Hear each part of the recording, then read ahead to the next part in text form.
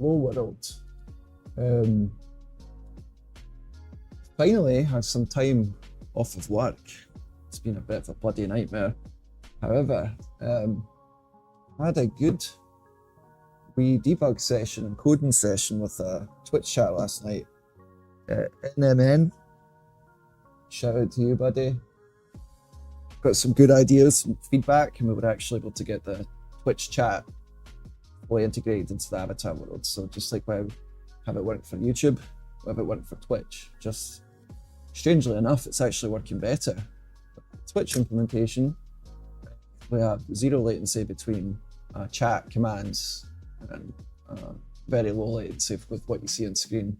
So despite literally only having 8 followers on Twitch, I'm quite happy with the result there, and we'll keep building.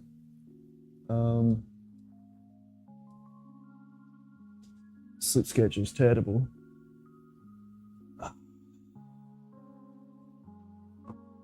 Kind of figured out that I do better sleeping 3 or 4 hours here, 3 or 4 hours after work. Yeah, which is closer to how humans used to do things.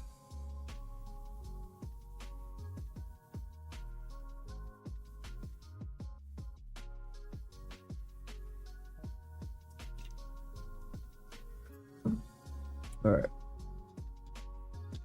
I'll get my mug off the camera. I'm waiting for some packages to be delivered from Amazon.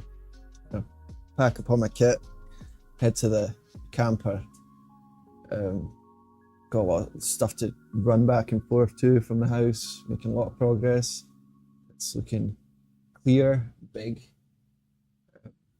It's going to be the first time in the entire time I've owned the house, 10 or 11 years, that every single room is mine. So I'll have a guest room. Probably be sleeping in there for a bit while I get my current office here moved into my big bedroom. So I have more room for other equipment and getting other folks here as well. So excited about that. But let me adjust our screen here. Talk about some of the feedback and ideas that we got from NMN and Twitch. It was a pain getting it working at first, but I'm having a lot of fun now that it's working. So we're going to jump right to it.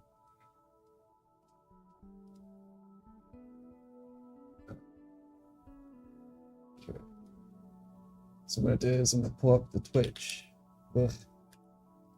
Yeah, for any folks that see this in the future, just so you know how Kindle works, it's driven by live chat, and I sit here and code it live.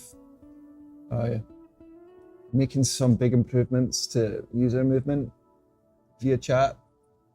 One of the ideas that NMN had was if the user tries to move to a tile that doesn't exist, like maybe the users, like the chatters essentially create it. So that way if you type like move left 10 and there's not 10 tiles to the left of the avatar, it'll spawn them all in, and the user will still traverse that.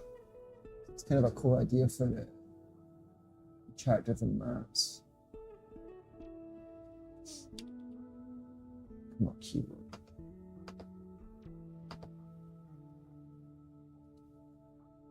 One of the other things on the to-do list is getting a streaming code and development environment all set up on this laptop so we can use it at the camper.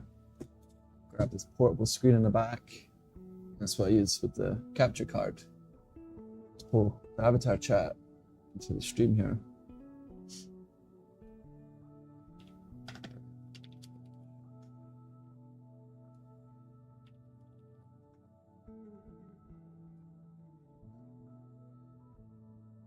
Okay. All right, so let me see, can I split screen this?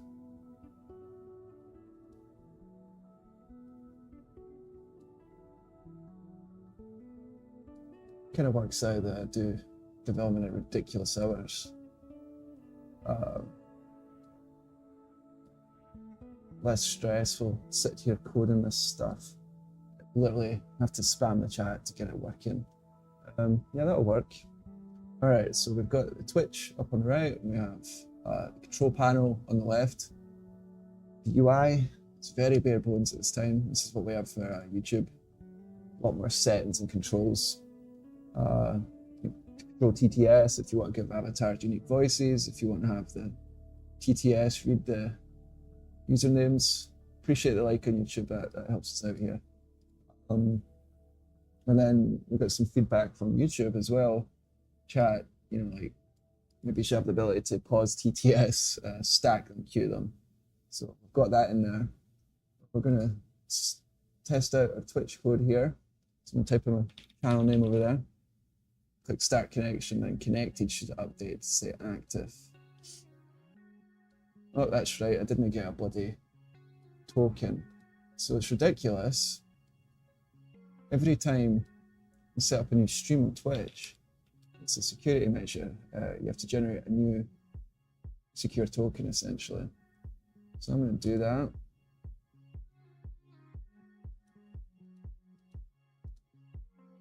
It's always a good idea to try and do such things off screen.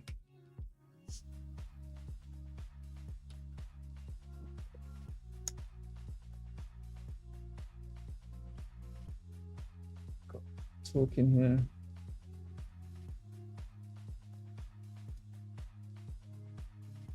What I might want to do as well,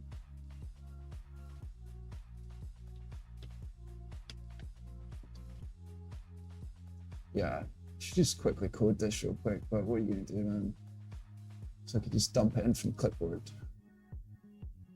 Just gonna.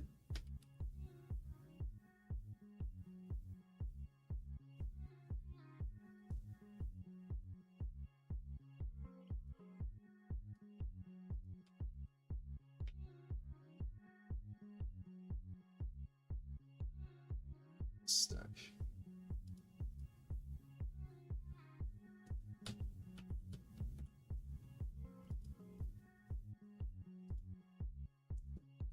Bring that back up. That's my blue screen of death there. This art is literally close to fucking 2 decades old, as you can probably tell. But we're here for the development, not the assets. So you're going to see me do this a lot. Reconnect into the chat as I develop it. There we go. It's active now. So if I go ahead and type in Twitch, you'll see this is pretty instantaneous. If it works still, it should. Yeah, look at that. Way faster than the YouTube implementation. I could type move left, 10, and it's actually using the pathfinding now. So if I had items in the way and stuff, it would navigate around them to get to the spot you want.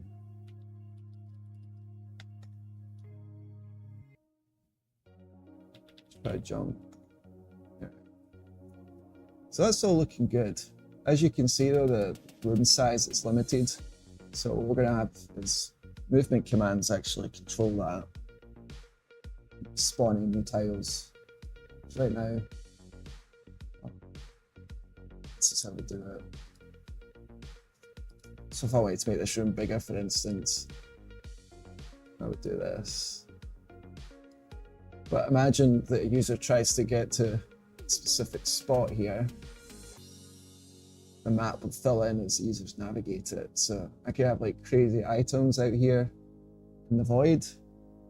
Folks could just mess around getting to. Why do I want to code something like this? Well, it's fun. It keeps the brain moving. Otherwise, I'd just be coding for work, and that's not why I got into this. Okay, what now? So let's bring code back.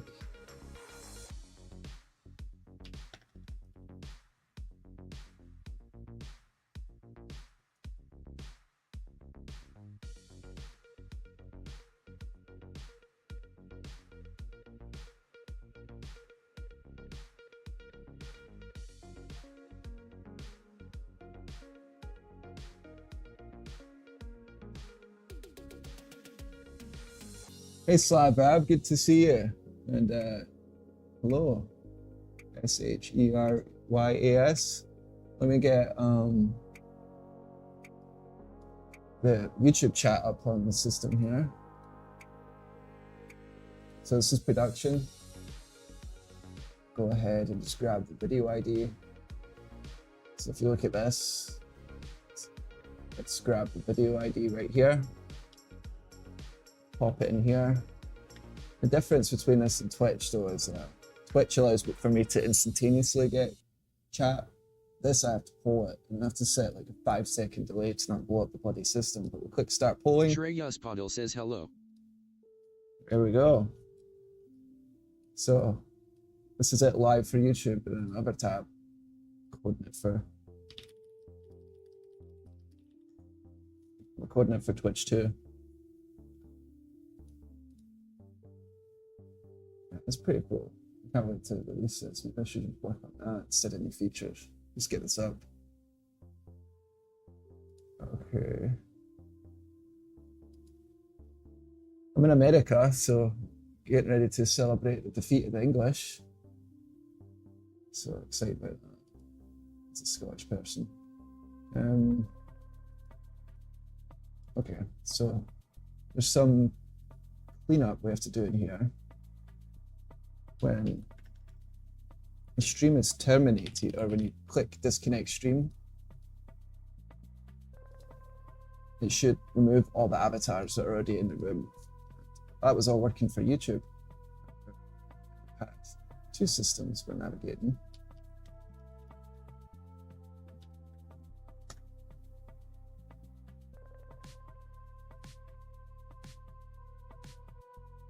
So we're going to be looking for end live as a function. And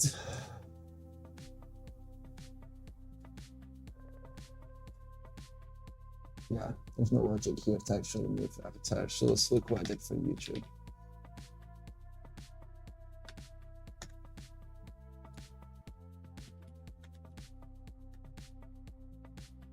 Yeah, a wee bit more logic in here. What we're going to do is we're literally just going to grab all of this.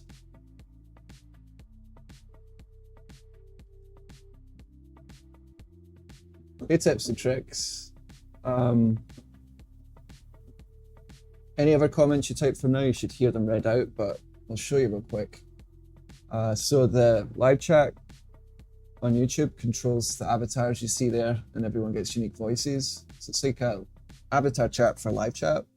And tonight I'm working on it for Twitch too.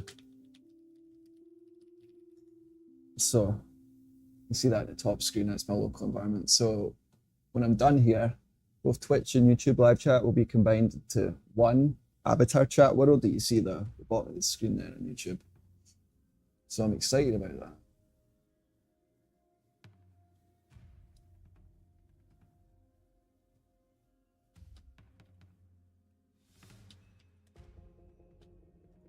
There's a billion features in here, so more than happy to answer any questions.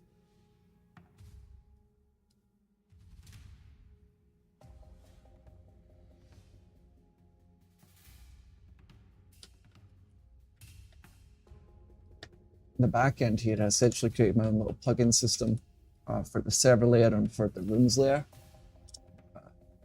Live chats all attached to rooms. That way, you know, multiple different people could run their own instances of this as well. Okay. Why would there be errors?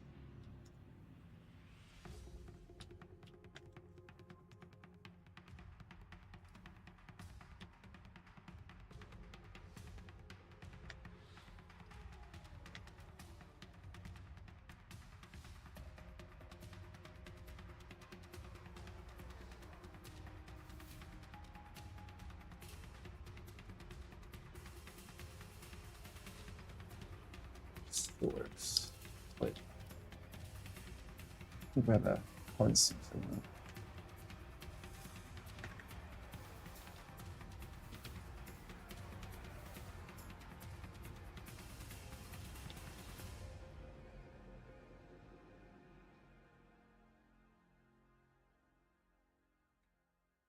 So now we need to go to our remove all avatars helper function. Ensure it's only removing avatars for that specific stream type. Passing in a named parameter called source. Fetch all the live chatters. So let's go into this function as well, because we're going to pass the source down, so that can be a filter.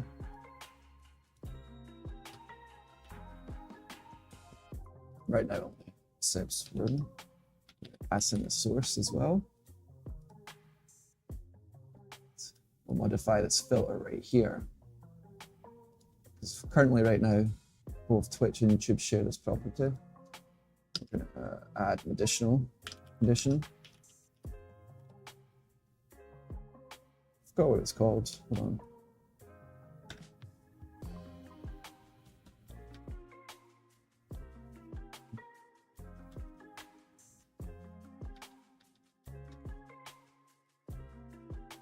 Scroll down. Okay, live chat source.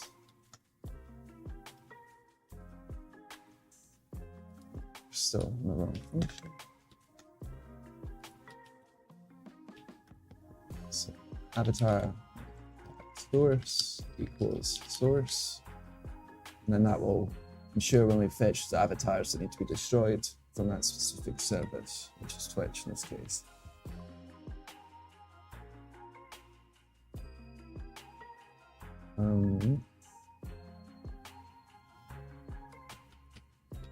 Curious how many times this is used.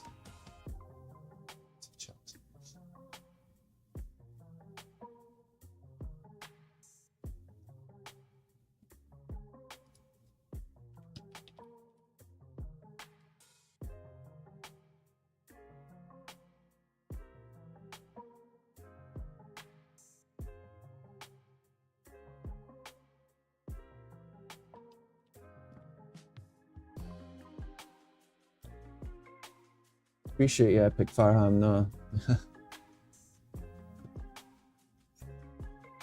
I'm here to try not let my working memory go to complete shite. Ages done a number already. Okay, why isn't it reading out the bloody comments?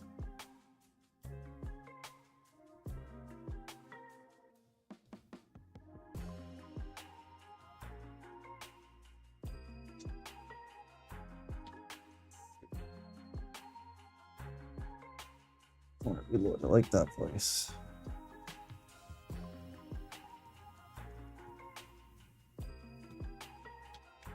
$123. All right, there you go.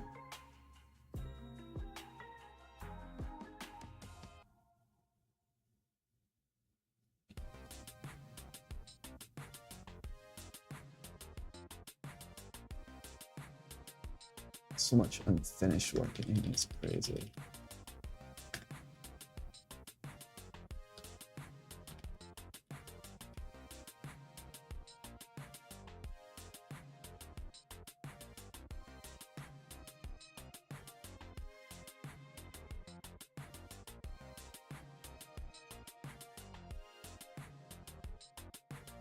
Should do it.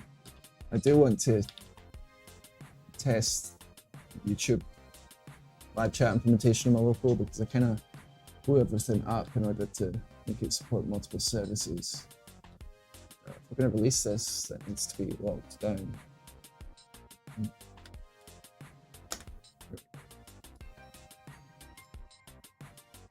So at the very least, we're going to have to come in here and specify source. Go up there and we'll add a constant for that in a second.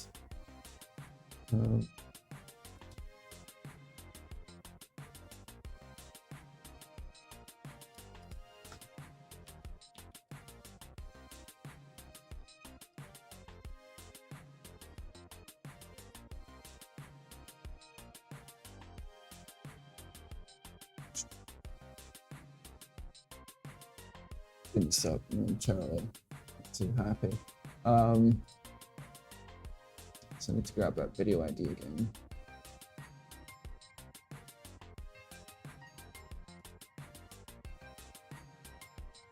So grab this video ID from YouTube and we'll fire this off in local and see if we can have Twitch and YouTube running at the same time. The annoying thing with YouTube is we are polling for chat. It's not over WebSockets or PubSub.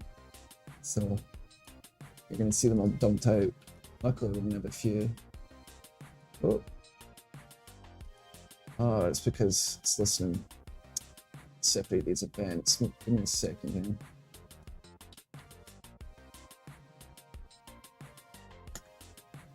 Okay, so it's probably happening when we're dispatching stats updates. Why is it? Oh, look at that, we're in production. Yeah, this is why at work we added a red banner to like the top of the screen so you knew what was production, what's QA or settings. What's this? Open this. Put 10-second delay. We click start polling. Okay, cool. So it's still pulling in our YouTube messages here. Let's see, we also have Twitch running. Let's see if they both work at once. Oh, that's cool. Yeah, we need to get that out there. That's bloody cool. So all these messages up here, as you can see, came from the YouTube live chat. This one came from Twitch. And it's all combined into one little avatar world.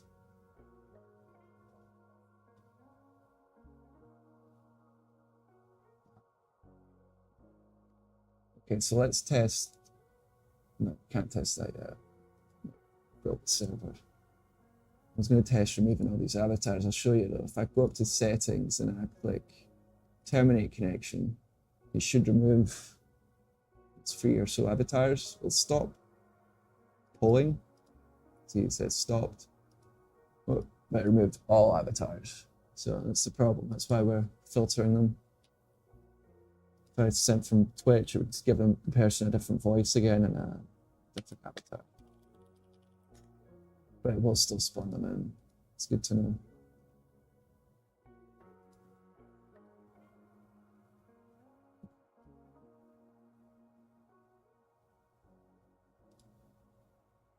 Be difficult, especially with my code environment all blown up, to keep all this in context in my head. So that's why I just want to kind of shoot through this and get it done.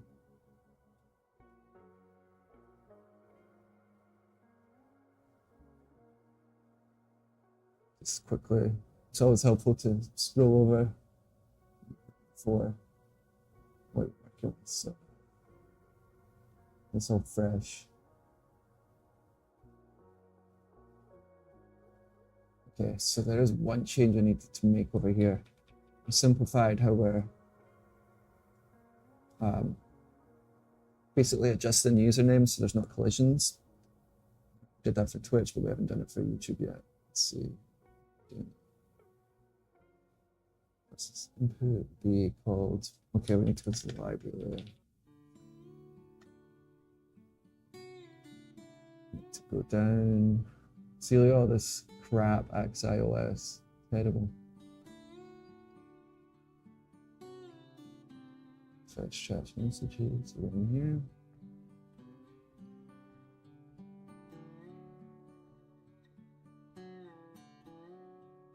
This is us.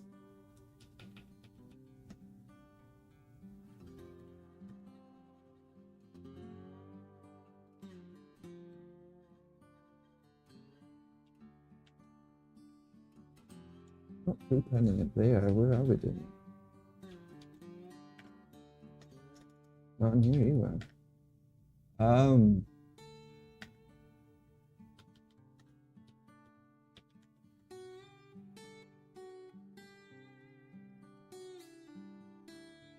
Crap, I didn't pay attention if it was the usernames set up properly. I'm assuming they weren't.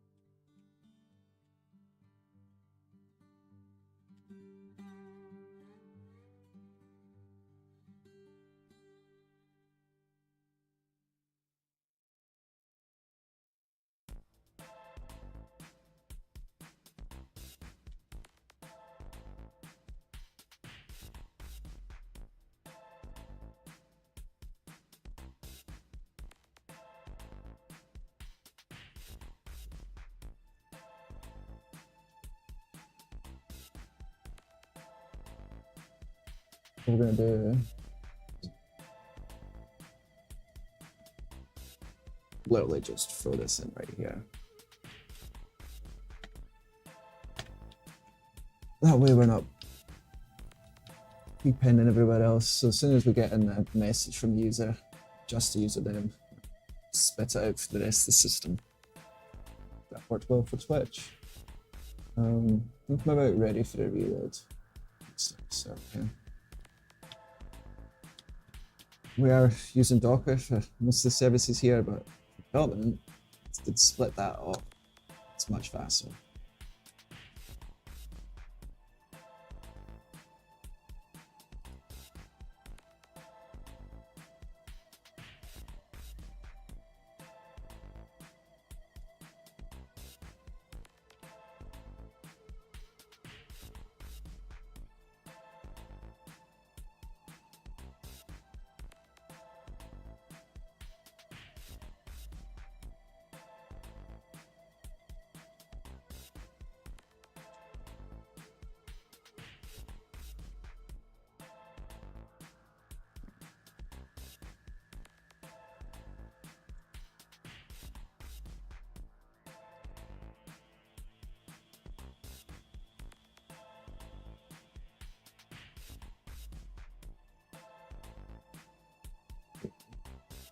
Let's test. Make sure that it removes avatar. Oh, why isn't it terminating connection to Twitch? That's a problem.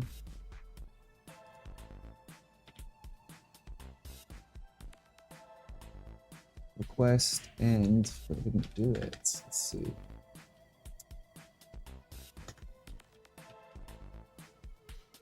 Ah.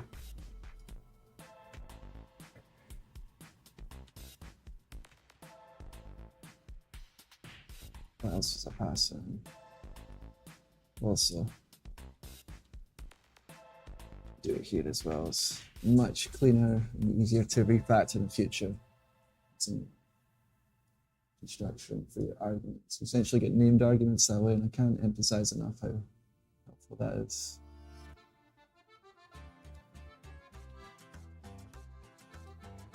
I've seen entire platforms broken because a service provider decided to change the order of a parameter, switch it around.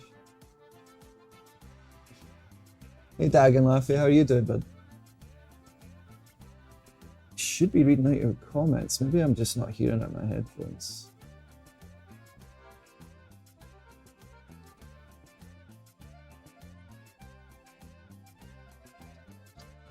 What keyboard is that? Looks cool and I like your setup. Appreciate you. You talking about the mechanical over here? Oh, I love this thing. It took me a while to find something I liked. It's a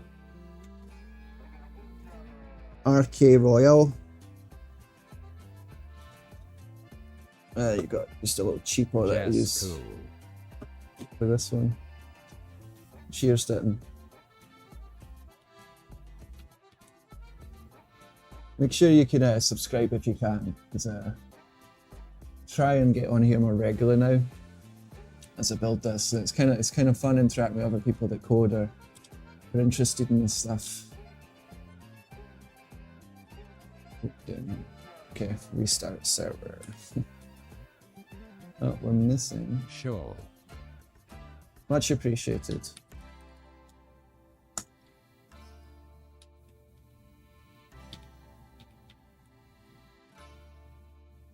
You guys have any shortcuts or tips and tricks for Visual Studio? Please let me know.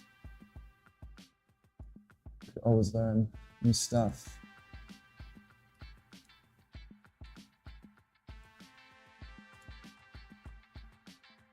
So we'll connect again. So much effort this is like to retest all this. It's good Twitch.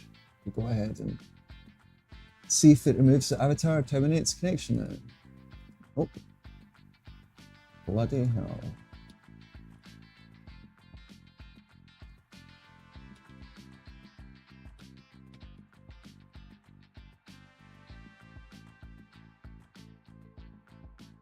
Oh.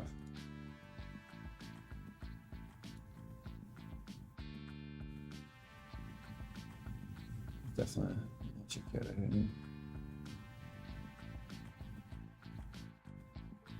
Let's see.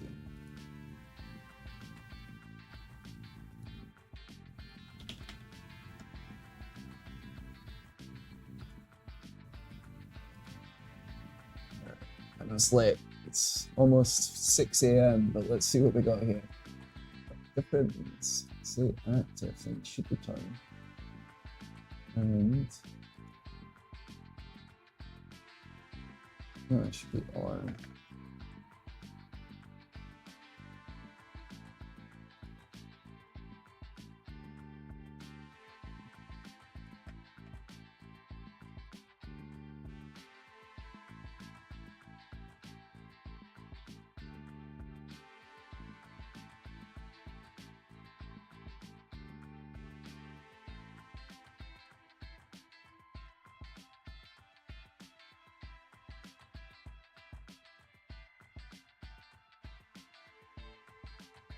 Just so you folks know, I'm not covering it too much tonight because we're not working on this part of the system, but I coded a whole streaming aid platform in here with WebRTC that lets you share desktop. So this is how on my production environment, my streaming setup, I'm capturing my screens and assembling a stream.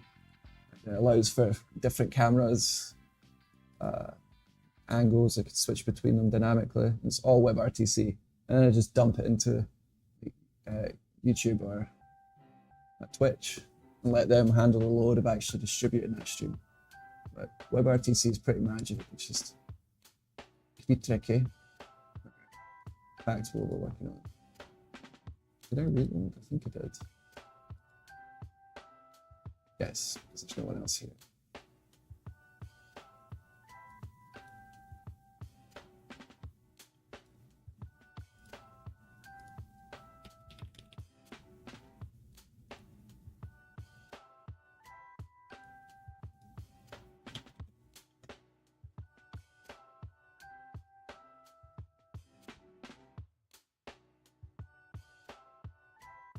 It's a shame.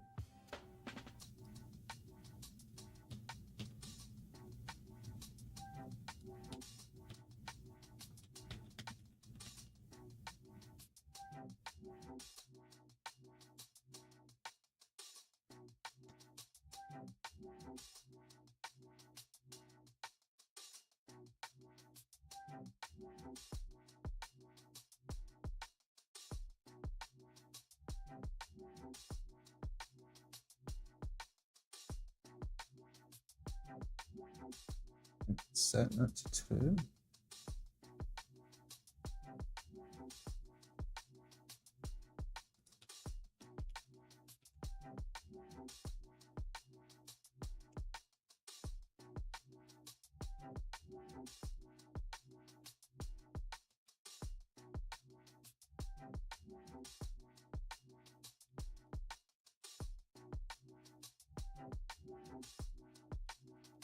I don't think we were setting our isActive property to true here. Here we go again. This is what software development really looks like for me, at least. A lot of mucking about. Retesting, you're just dead.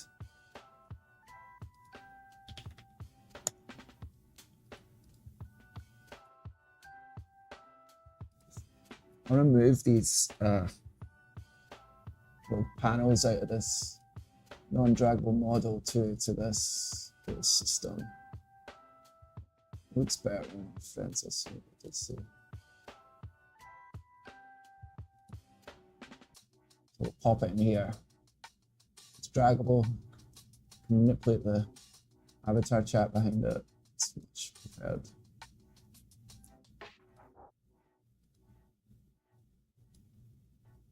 Sure, let's just go do that right now. It's reloading constantly, why not double up our FX? Okay, now we're looking for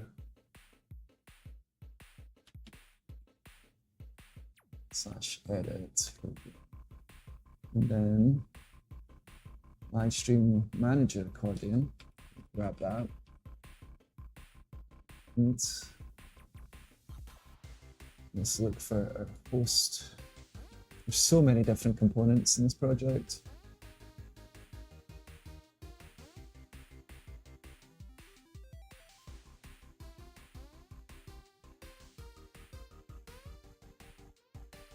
What do I call it? Let's just start there.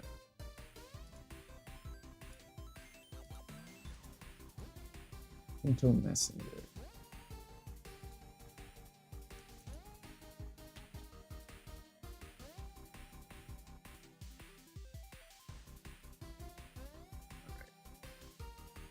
We can just pop it in here. Look how busy it is. It's crazy.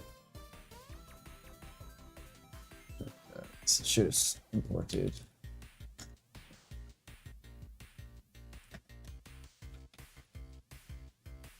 I think we want to default to having closed them.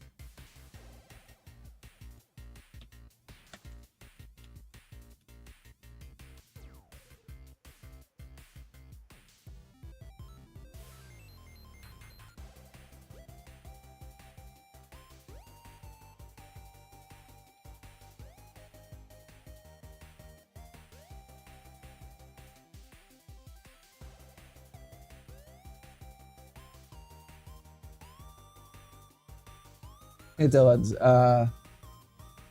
a lot to explain, but the simple way to describe it is it's an avatar chat world. It's like driven by YouTube and Twitch live chat. And it's also what I use to do all my streaming and screen captures, gets my cameras from phones, and combines it all into like one little screen that I can just dump out into live streams. So I'm kind of coding like a little streaming aid that acts as like a chat-driven avatar world. I was obsessed with avatar worlds growing up. Still kind of am, but more obsessed with just building. It's a fun way to prototype things. What's it doing? Okay, back. There we go. It's a little busy, but it'll work.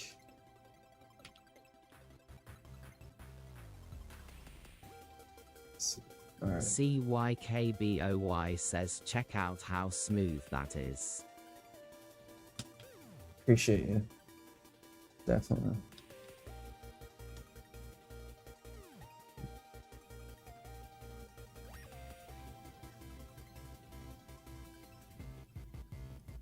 Also, did you know Jason released a new project?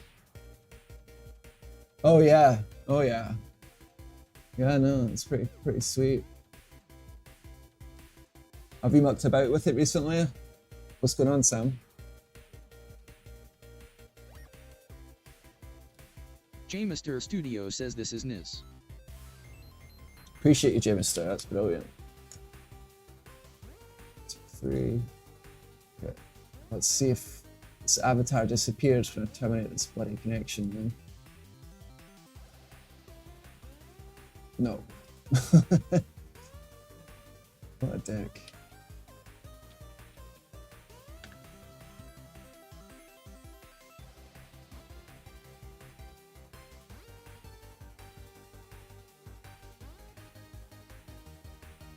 Did you use React to build that? Yeah, so 2 technologies, well, more, but yeah, so React for the user interface. And it's technically phaser for the game layer here. There's a lot of weird stuff going on in there as well, but that's basically using WebGL and Canvas stack. So sandwich that together and layer it, and you get nice stuff. Try this again. The work I use Vue. I don't see a reason to go with Vue. Did you design everything? So I don't do art, but yeah, all the UI. I'm using React Bootstrap for the components, but yeah, I coded it all. Right. Let's test this.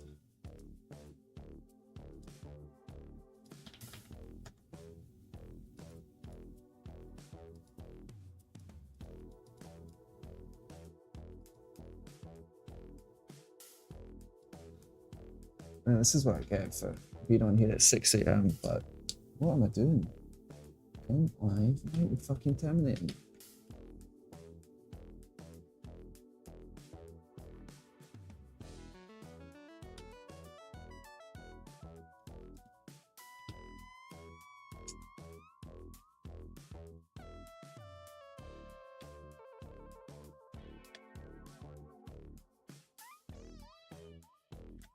Yeah, it's happening.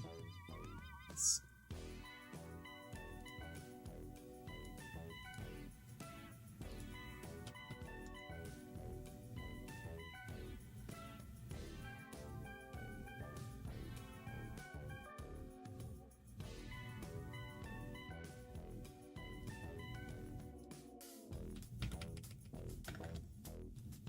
hop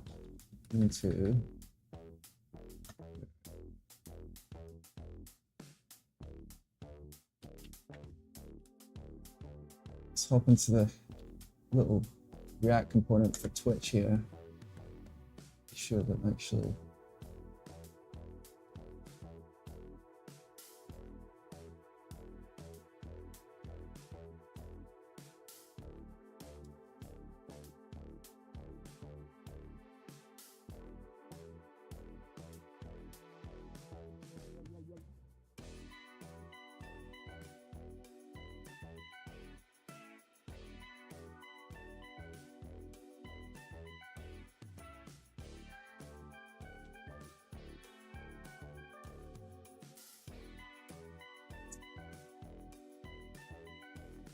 switch gears for a second, try it with YouTube.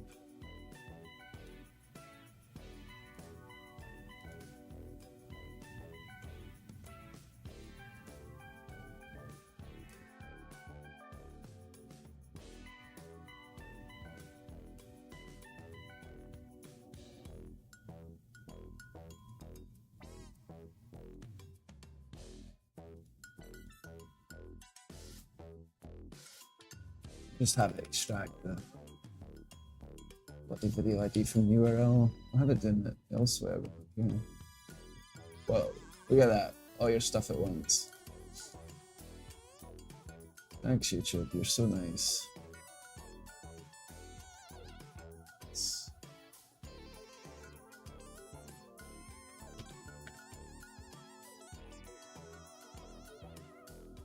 So we have an avatar in here for Twitch right here, you see. Oh, that's me.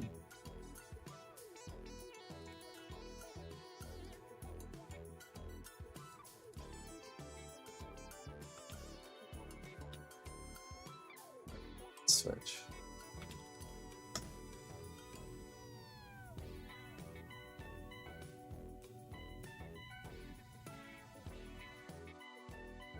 Oh yeah, Control T is a solid one. I operated many years without that. It's weird how it's deciding to read your comments out and then not, but Dylan said he's got a code tip because I was asking for VS code tips. He says, well, if you ever need to find something in your workspace fast, try Control plus T, opens up a handy search bar that helps you find stuff fast. I do love this because with the hash sign there, you can just type in like function you want, like dispatch, and it'll pull that up, or you can directly pull up the file name. It's hugely helpful. If there's any other sort of search filters that you can use up here, let me know, because I've only know to use it for, you know, like class definitions, functions, actual files to go to.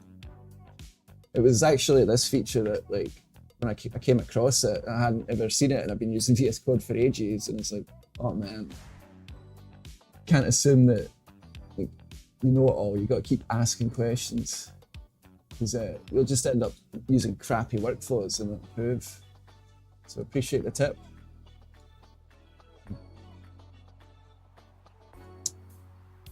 So we're gonna terminate the YouTube ones, see if they disappear. Stop polling. Nope, they're still there. Okay.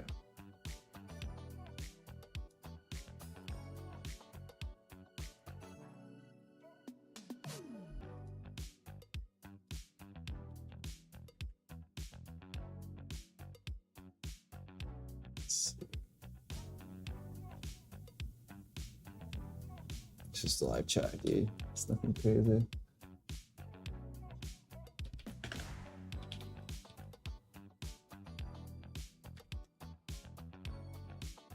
Typically, I try and work on these features not together. You know, get it finalized in one, commit it, get it up there, on to the next. But it's easy not to do that. Let's see. So end live for YouTube.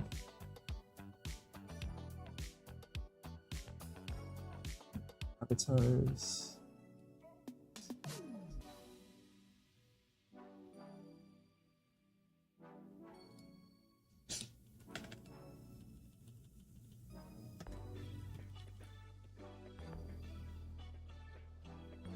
Stop, judge. The dog tried to lick my bloody feet.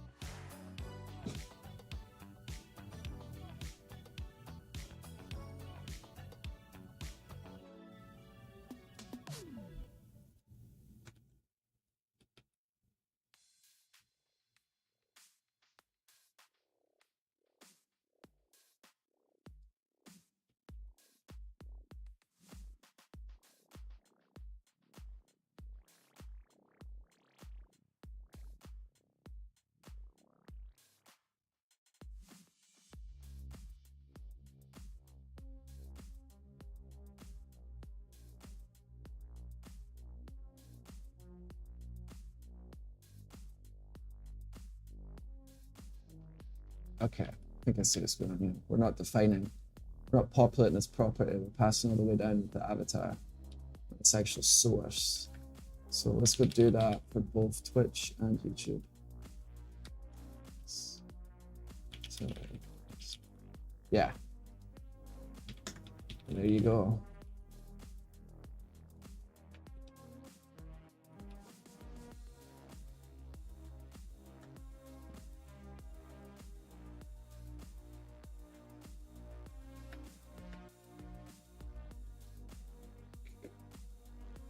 Hi Jazz, I'm coding, can't you see?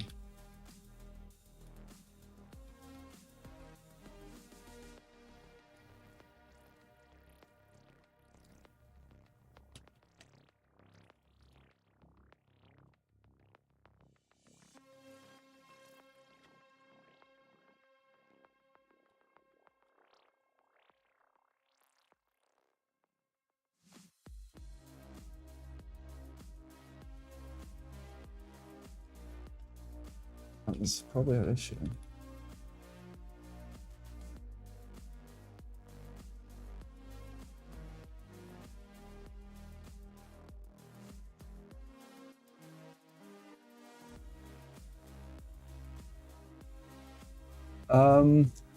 All three, but development environments, Mac, the stream capture environments, Windows.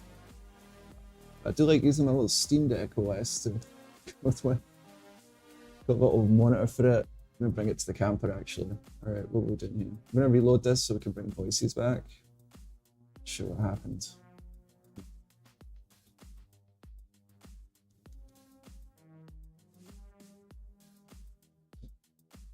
As you can see, it's all just a body web browser, just the way I like it.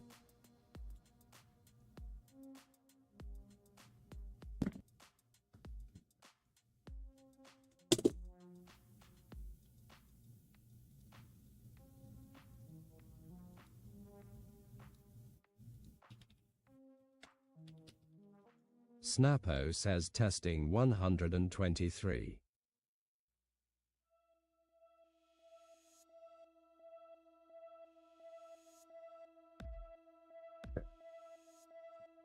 CYKBOY says I abuse Control plus P a lot, but this is nice.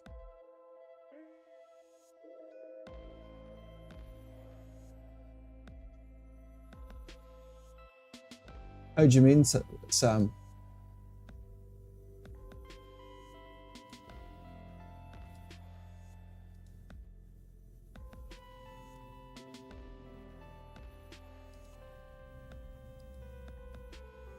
Oh, like If I copy. send messages too fast, it skips the first ones. Ah, okay. Yeah, so that is something that will pick up pretty shortly.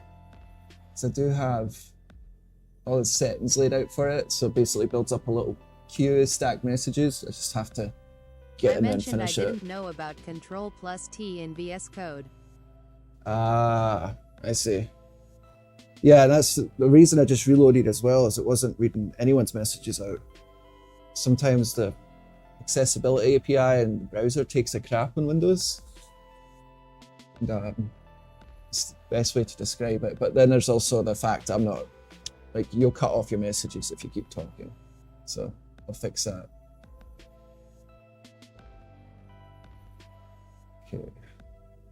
So pull this in. What's in my clipboard?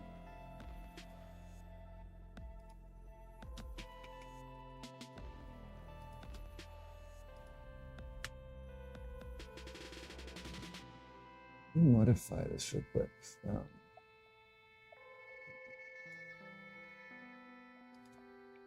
Okay.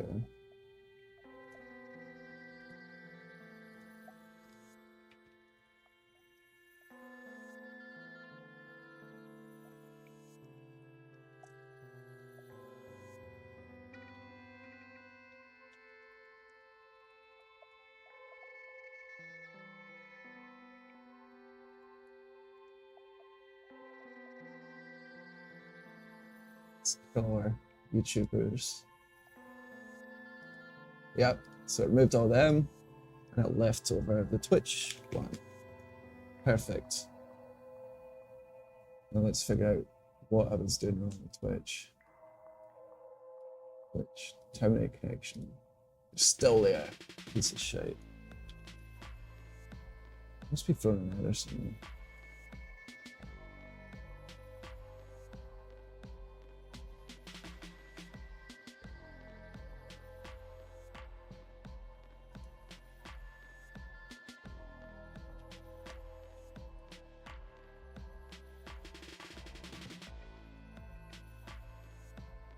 Well, Sam, we're about to celebrate the independence of America from you British.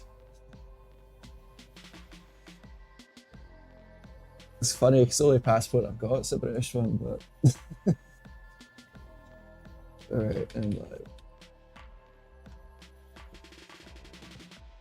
Dylan R says VS Code tip, Control plus P rightward arrow jump to any file fast. Just type part of the file name.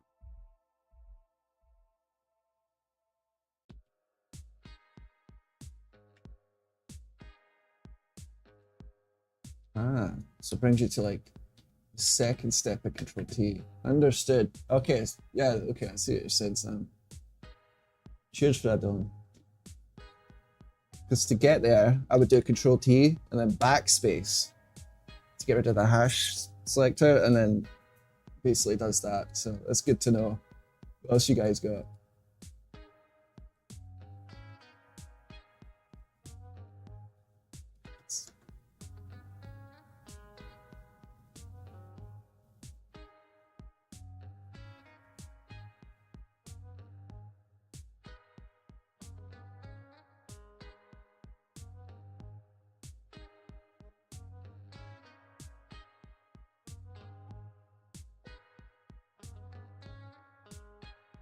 Like two definitions or something? VS Code trick, Control plus Shift plus L rightward arrow select all occurrences of current word for multi-editing. Control Shift.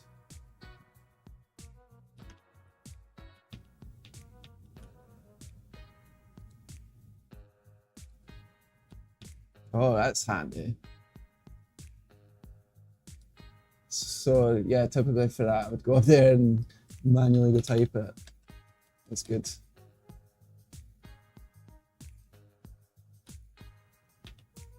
That's nice.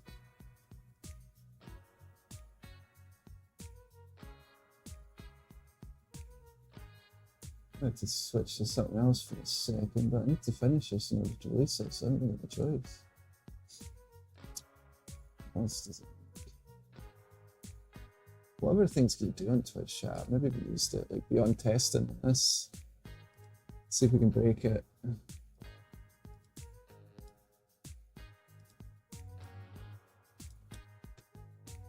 Okay.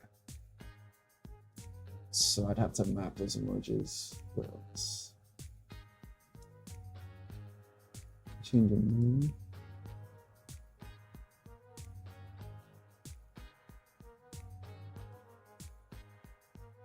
Yeah, how does that impact username? It sends me. Let's see. Doesn't. Okay.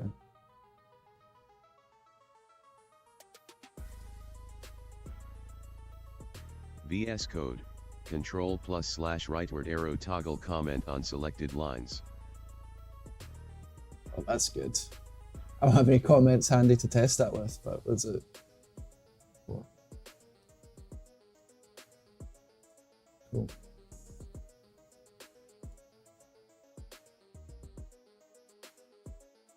Dylan's dropping a fax tonight.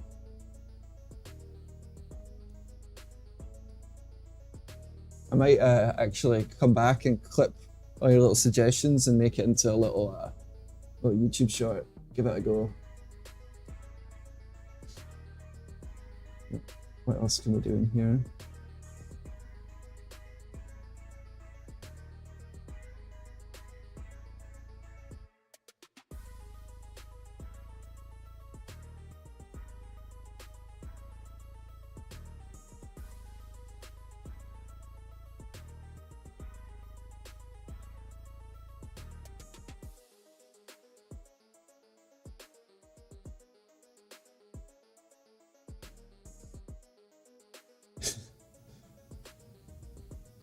I lost the chat. How do you bring it back? Okay, here.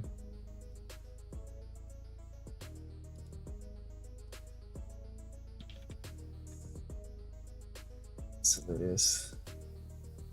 Okay. Have you ever tried Windows Power Toys? There is a ton of handy tools in there for Windows. Windows Power Toys.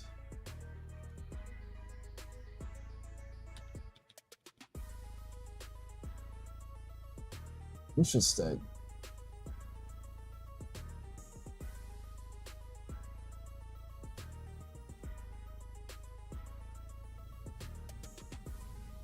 Oh, that's cool. Formatting your clipboard.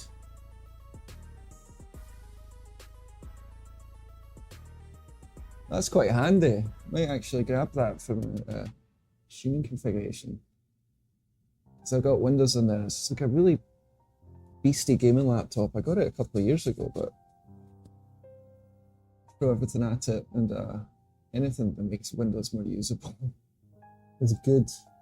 Remember, Sam, if you're still on back with XP, I used to go all the way out on that myself, and we'd post pictures of our desktops on MSCC forum to kind of Sorry, my messages, for some reason, take a long time to show or send. Grinning face with sweat. Yeah, no problem. So let me just explain what's going on now. And so Dylan, basically Twitch is instantaneous messages because we have basically WebSocket support for chat. YouTube requires me to actually pull the server and do a HTTP request to ask for the chat comments. And I do have a 5-second delay on that just because I was having some issues with it. So I'll definitely take that as feedback that I'll get that kicked down. Once I get this Twitch side finalized, I'm going to switch back to YouTube and improve that. Plus YouTube has a little bit of a longer delay as far as like how long it takes for an action on a stream to actually be shown on your screen. But I'm adding 5 seconds to it. So yeah, you're going to be waiting for maybe 10, 12, 13 seconds between your message coming, like being typed out, and it come into the system. Or at least half that.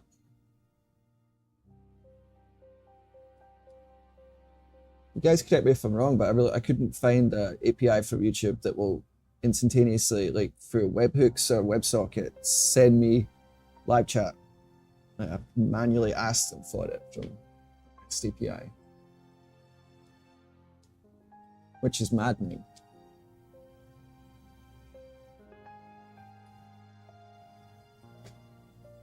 Yeah, I miss XP too. I get my fix watching, you know, the retro channels on YouTube. Who's that one that does?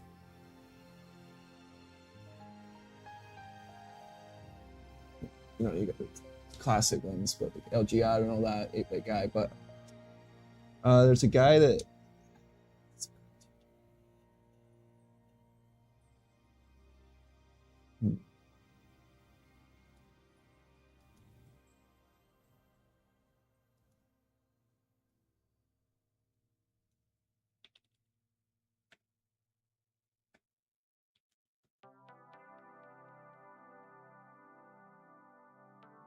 Oh yeah, 100%. You notice how it's not reading out your messages, Sam? I wonder if there's a reason for that.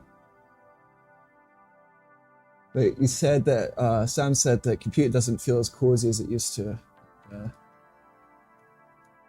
I don't think you'll find many people that disagree with that, man. Definitely feel that.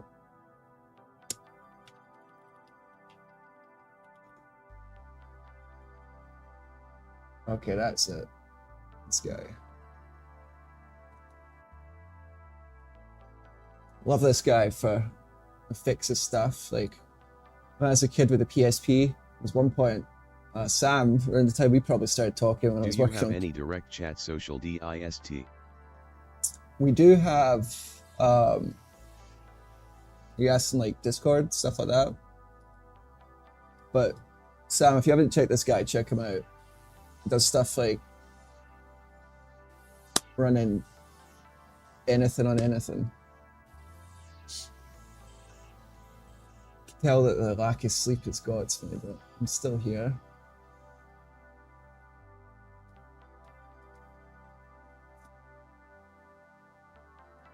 I think Discord could be the next thing to integrate after Twitch. That would be instant.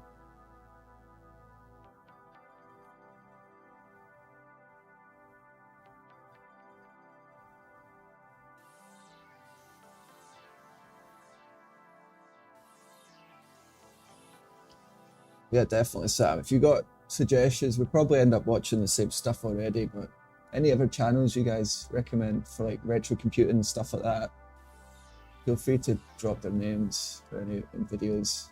I typically fall asleep listening to Cathode Ray Dude talk about the same camera I've heard him talk about for like 6 months now.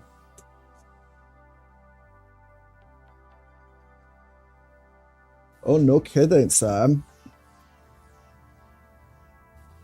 So Sam builds really cool stuff, gaming wise. Let's take a look. Is it under your main account?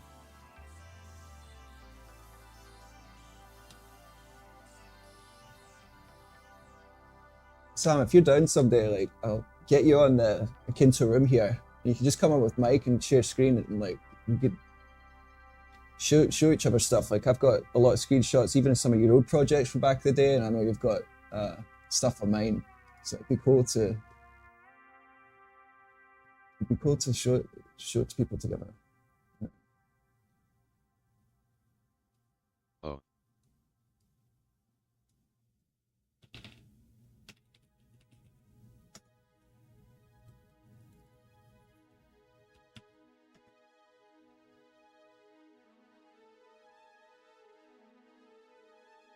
So this is what Sam's talking about. Start with the most recent. Don't get me in trouble, Sam. I'm just... Oh, that's smooth. Can you explain what's going on here? What is it C++ still? Or are you doing this in web? Are you building it for web with the ASM? That's really clean though.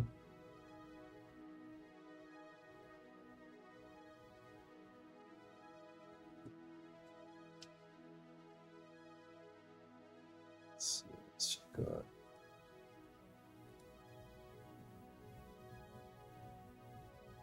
It's just like what you're talking 3D about. models, Curious. 3D rendering, can rotate the camera too. That's brilliant. Are you going to target web, or is this going to be desktop? It's smooth as hell. I want to see it. Like mess around with it. You can skip the generalized 3D stuff. Okay. Oh, okay. Just asking what other platforms are you on? My YouTube just glitches and it like skipped me forward by a ton, so I did not hear anything. Oh, no kidding, Dylan. That's good to know. So I'm on Twitch, same username. If you want to go follow over there, the chat is instant. I am tempted to do web too, but need to figure out how to handle WebSockets in my JS engine, Sandbox. Okay. Actually, I'm going to replay this. I'm going to take a proper look. Oh, that's clean. Oh, that's nice. Oh, okay. Yeah, so Dylan, just so you know, you can see more of my coding on Twitch as well. Natively it uses curl, but mscripton doesn't support that. Ah. Well, couldn't you like essentially just do like a JavaScript bridge? Like, so your renderer is an mscripted, but you're just, posting the WebSocket messages to the window and then subscribe to that, or something along those lines.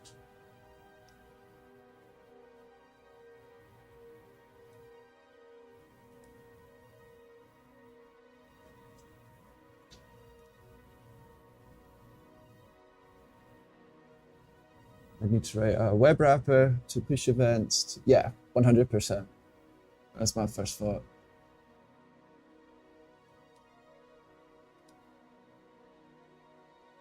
It's totally doable, but just needs thought and effort. Would be worth it though, probably. Definitely worth it.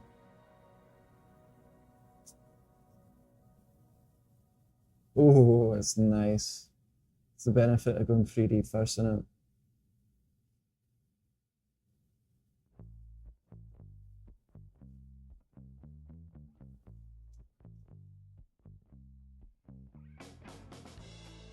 I'd call that a silky cam, Sam. Silky smooth.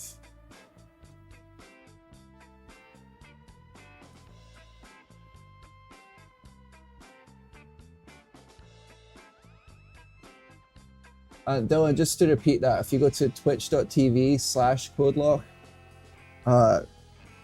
go ahead and subscribe over there so you're with us for the next one. I'm not sure if you're allowed to put... Downloading Twitch now, beaming face with smiling eyes. Awesome. Where are you from? Appreciate you. I'm from South Africa. Good question. So, first off, which part of South Africa are you from? I'm from Scotland, but I live in Florida now.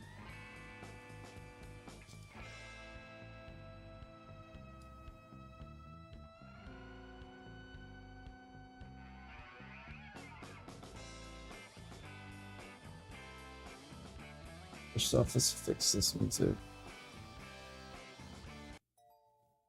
Got a tiny bit of scotch in my iron brew bottle, Sam. Ah, boy.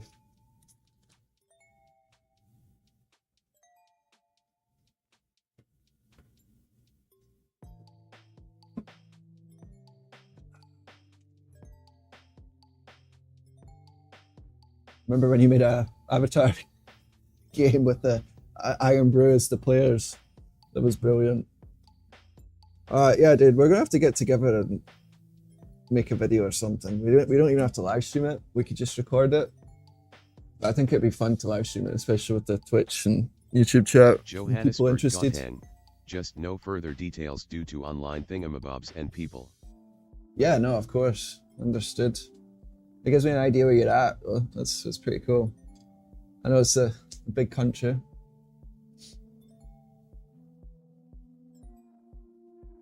Got some crazy fishing out there, that's for sure. A lot of crazy sharks. Hey Mac UK, how are you doing?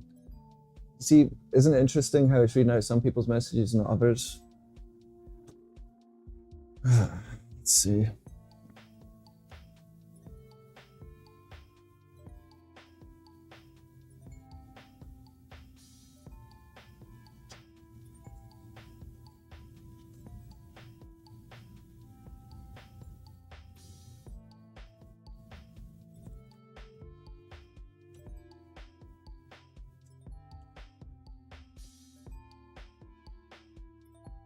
So I make a see biome. Jess, that's strange.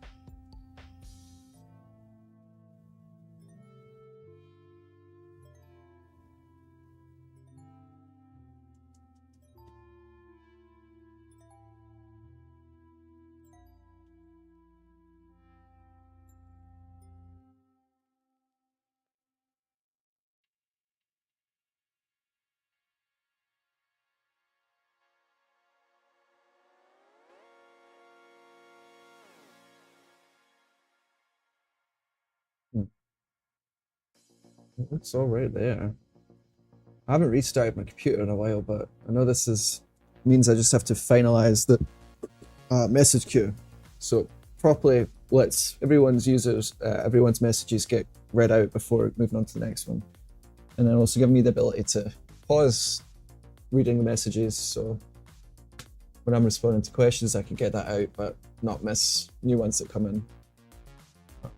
Be right back. I'm gonna see if Amazon delivered my camera bag. I'm gonna be packing to go and hit the town today. Got to drop off some more of my ex-fiance's stuff as well. What laptop or PC do you use and would you recommend it? I have a Lenovo 3000 G530. So I'll be honest, never been much of a Mac guy, but when it comes to like a clean, stable development environment for web, basically anything, but for web specifically, the M1 to M4 MacBook Airs are absolutely brilliant. Like you could get an M1 and it's more than good enough to do anything you throw at it. Just make sure you don't get one with the 8 gig RAM. If you're using Docker and stuff, you'll quickly hit that limit.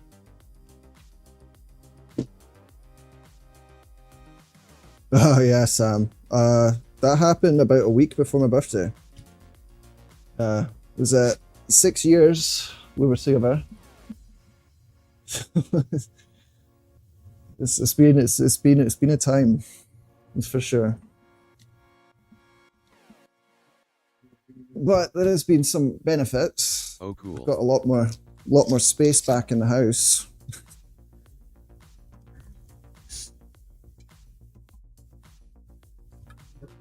The old keyboard on the back looks nice. Oh, nice. Yeah, that's the Commodore 64. Give me a second. I'll be right back and I'll bring another. Bro, tell me about it. My GF takes up so much room. It's so true. Even in my own office room. Yeah, no, 100%. I got to the point where even my closet in here had like important stuff. I'm like, man, this has to stop. But yeah, got a couple of these. VIC-20, Commodore 64. When I get around Christmas, I like to break these out, play with them. Mess around with 6502 assembly. Don't know much about it, but like I've picked up enough to be able to like have fun with it. And I've got a couple of cool guides and manuals that, you know, make it easy to work through it.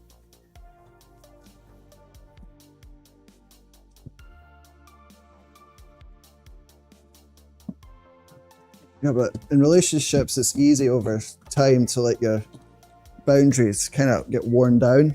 And I mean, same for the other one. You know, we're not getting off scot-free either, but over time that causes issues.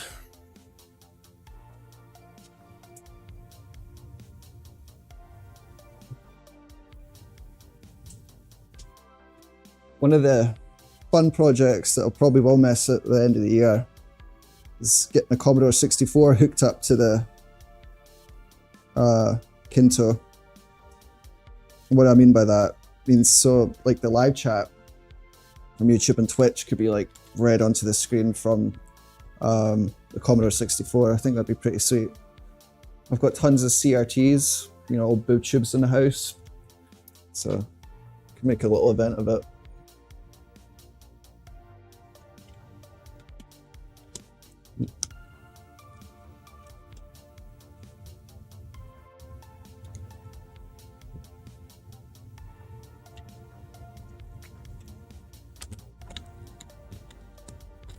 Looks like the sun is rising over here. The cool thing about Kinto is I could just grab my phone here and go outside. I'm still, you know, connected to the internet on my phone. I'll click connect to stream and it will inject my camera right into this stream you guys are seeing now. And I could just do audio through that. So kind of the idea is there that, you know, I won't be just limited to the desk. And the good side effect to that is other folks, like Sam, hopefully, will be able to just join and then appear on screen as well.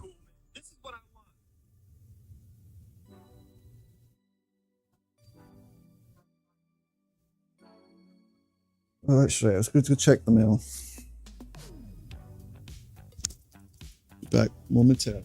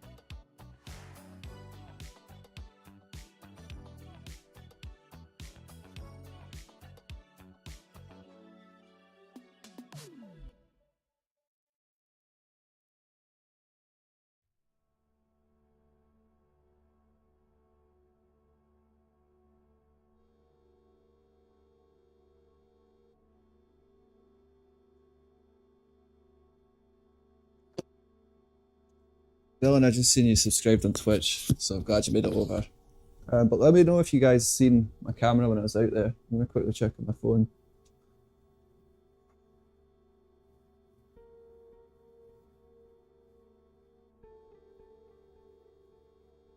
And Sam, this will be the first time in the entire time I've owned this house, which is about 11 years now. 2 failed engagements, and I had a friend stay here for a couple of years that I'll have all the rooms to myself. So I'll have a guest room with this office to my master bedroom. So it's going to be a ton of room. I'll be able to like have all my stuff set up. So I'm excited about that.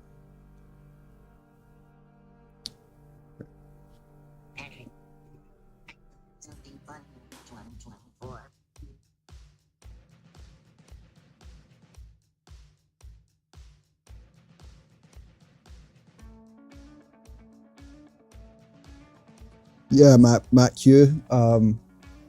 So funny enough, at work for the past year, I was on Swift development, but I am web all the way. Sam could tell you about that. Going back to the very start, before there was WebSockets in the browser.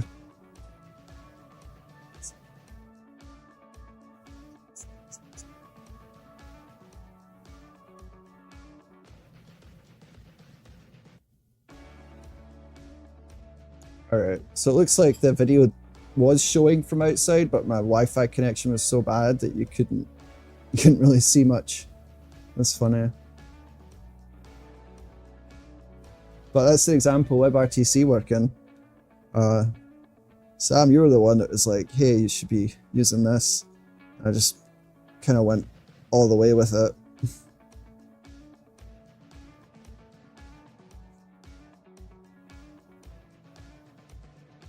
So Sam just said that he was telling Jason, the creator of Lasuni and Taquito, I think it's called, the other day that I'm glad he took the JS pill, and how me and him told all of MLCC forum JavaScript was the future, and we were laughed at. That's so true, man.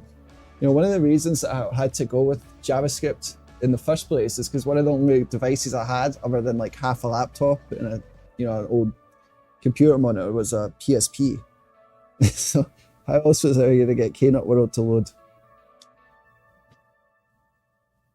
But yeah, even today I'm still fighting the good fight, like at work and stuff. I'm like, look, if you guys don't have to, you know, when you build native applications, you want to build like a, you know, a component like a map or something you want to share between Android and iOS, like it's okay to make things web components as well. Like you don't have to go all the way. You don't have to use React Native. You don't have to just make it like a bloody web view and you know, fake your way through. But you can pick and choose what you want to do it. And web is fast enough now that you can like build apps that way. Maybe in 2010 it definitely wasn't, but today, oh my god, man, it's blazing fast, and it's accessible. Like, everything has a bloody web browser. Kinto loads on the PS4. It doesn't support WebGL, but it falls back to Canvas, which is amazing.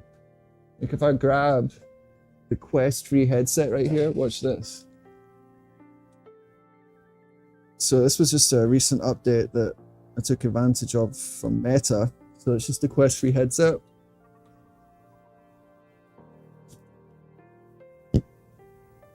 That's funny, that's true, Sam. Yeah, so original versions of Kinto essentially used the document object model, essentially elements, image tags, divs, and like drew rooms and items and avatars that way. Oh no, I just lost the iPad, I just crashed. I'll give that a second. I wanted to show you guys something else anyway. VS Code. Control plus Shift plus F rightward arrow search across all files instantly. Control Shift F. Oh yeah. Oh yeah. This thing charge? I want to show something.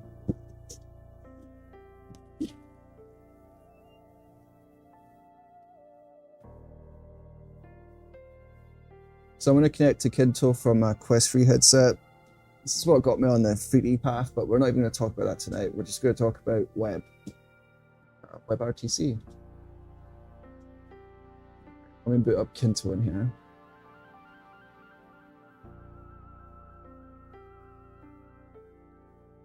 Oh, that's cool. It shows me my...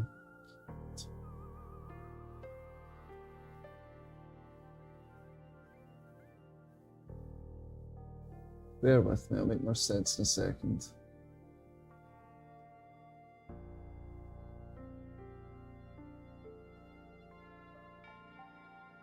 Kodalik for join stream new. Alright, so that's me on my VR, right? So first thing I'm going to do is I'm going to share screen here. Click share desktop, entire view, share. Ooh, that's weird. Alright, so you can screen share, right? But look at this. Look at the keyboard. I like that. But what I wanted to show is I'm going to select camera and watch this.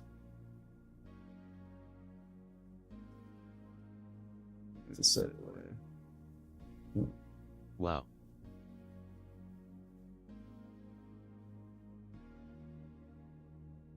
Just a second, I have to mute this. Don't worry, you guys hear me twice and I'm not seeing the mute icon. Let me disable the controllers.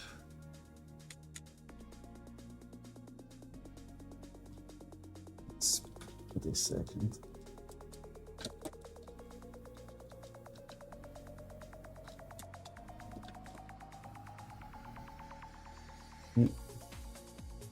It's tracking my hands now. You can see the mouth movement.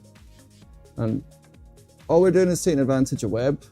And I didn't have to do much special to get this working.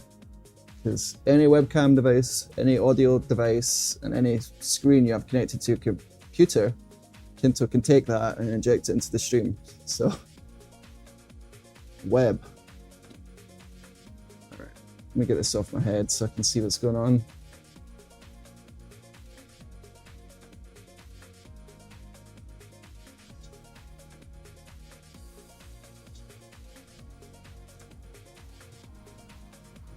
Chat is back, not to be muted. I had to mute it for a second because the same audio output that we use for chat is how I was transmitting the audio from the Quest. I couldn't find the mute button. So I need to go in there and tidy up UI for that smaller space. Let's see what that just said. Hey creatives, so the long and short of it is it's this avatar chat world. It's like driven by live chat on YouTube and Twitch.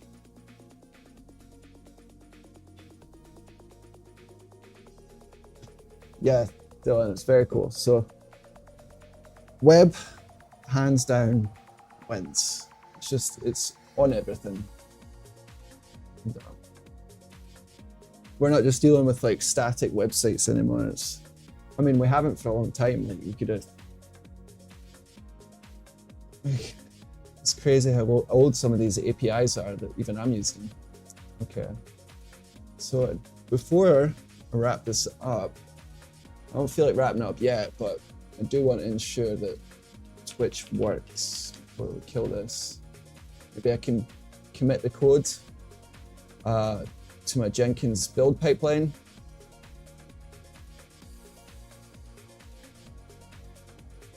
So I have a server right here in the office, and I run a bunch of VMs on it. One of the VMs that I run is Jenkins. Basically lets me set up a build pipeline. So if I commit code to the release branch, I can trigger build processes for like the UI, the client layer, or the server layer, all independently, and then get that up to you guys. It was really, I felt like it was easier to release like updates for projects coded back in the day, especially with Flash. Like you just grab the SWF file and like upload it via FTP and it was live. But some things have got more complicated today, but this kind of helped make it easier again, because I could just come in here and like hit build now. It's not gonna have any changes to put out, but I can show you. No, click open Blue Ocean, and then it shows you all the build steps it does. So it compiles the project, installs dependencies, populates like env files, and then archives it, tarballs it, and then uploads it via SFTP to Amazon. And then I just have to reload it, like reload the browser tab, and then that updates up. Hi. Hey Kratos, how are you doing, bud? So hopefully I can show you guys the actual release shortly. Just have to wrap this up.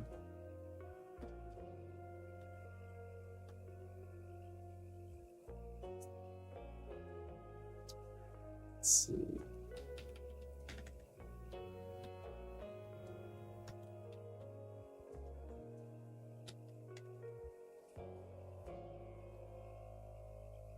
This is cool.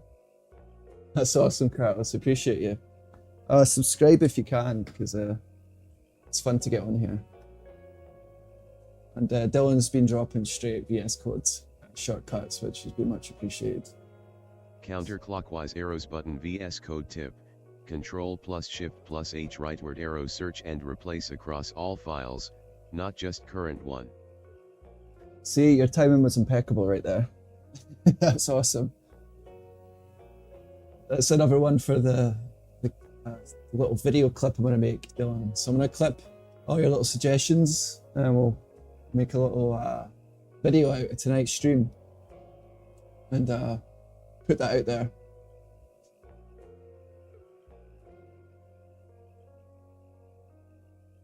Control Shift H.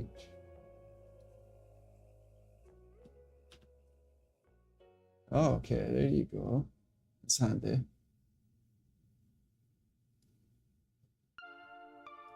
Let's see if I just do. So Control B hides and shows that bar, and Control J will show you like terminal debug window crap at the bottom. Let me see if I do Control. Okay. That's handy. What's the difference?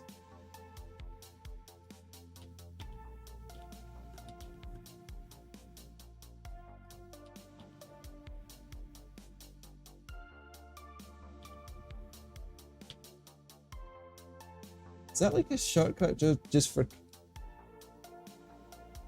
So if I go on here, close this.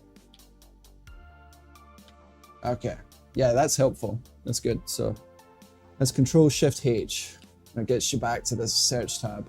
So otherwise I would just use Control B to open and close this panel. Before you go, how can I contact you? I want to ask some stuff later if it's possible. If you want, I can send my simplex chat key. It's a private chat client for true end-to-end encryption, beaming face with smiling eyes. Interesting.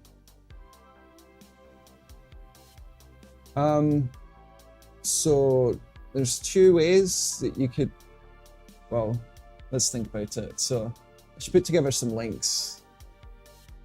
We have, so I'm gonna go ahead and just update some of the links on my YouTube.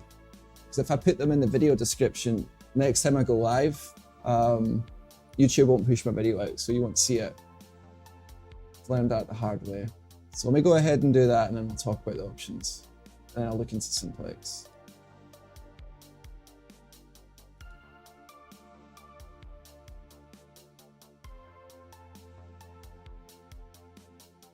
Let's see. Off another tab. Oh.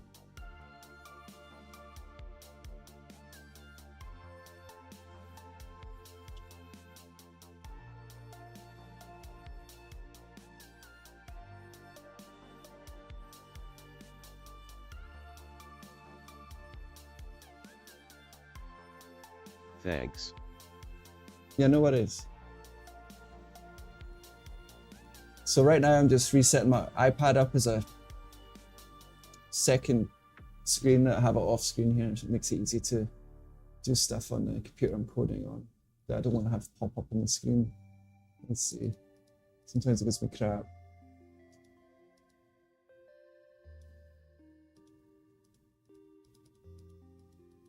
Like right now.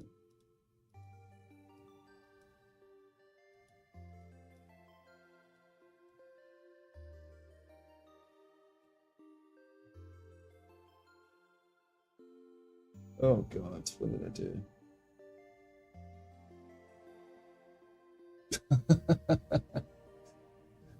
Oh no.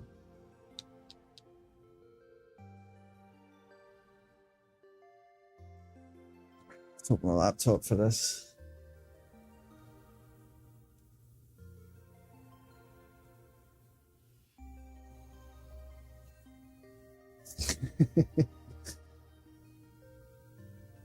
Give me a minute here.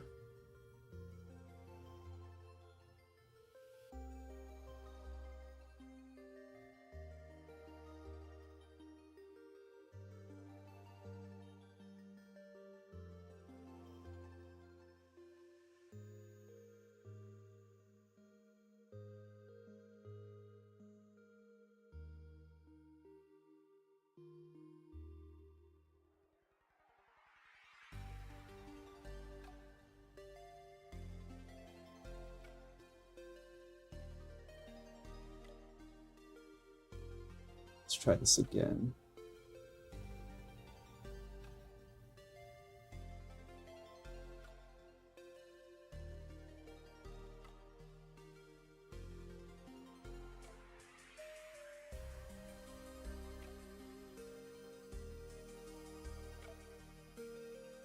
Okay, almost back up.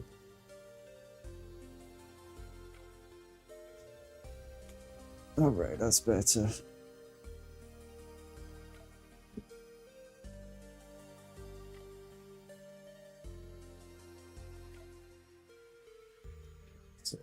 Populate some links.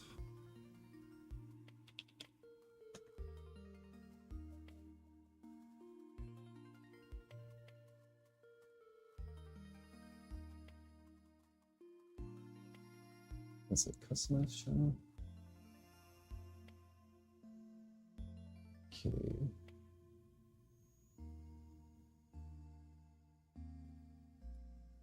So we're gonna add a Discord.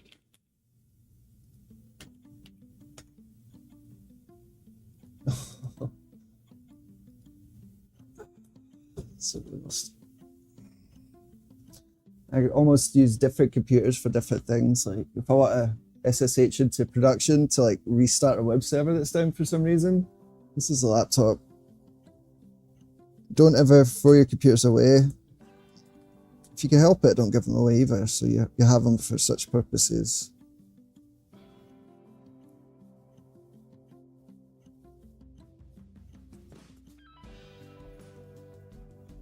So I have to reboot a bloody light sail instance to get this Discord link.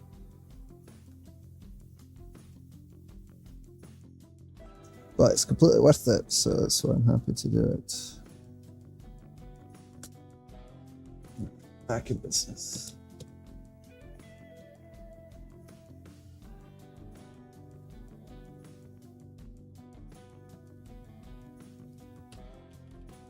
Got that link now. And do have an Instagram as well. I can pop that in there for Kinto.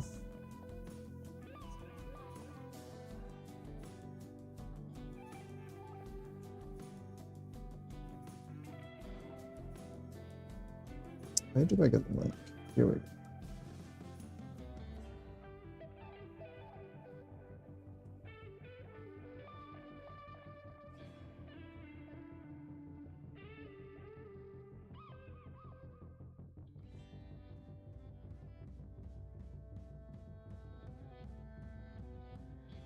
For goodness sakes.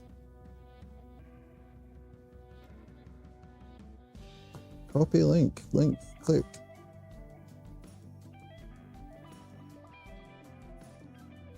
The iPhone's pulling the clipboard from my computer and not the thing I just copied onto on my phone. That's funny. Search Google, I guess.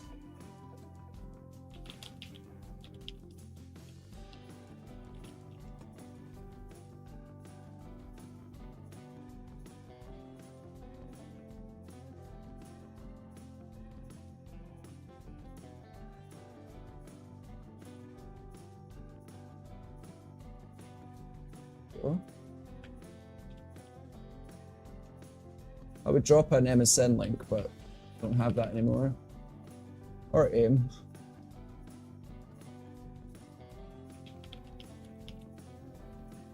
And there's also a link for Kinto in the bio, but give me 2 seconds and we'll read it.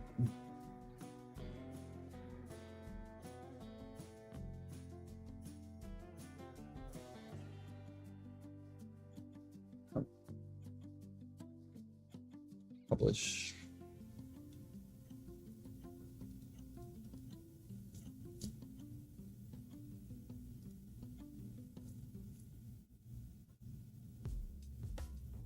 Okay. Cool.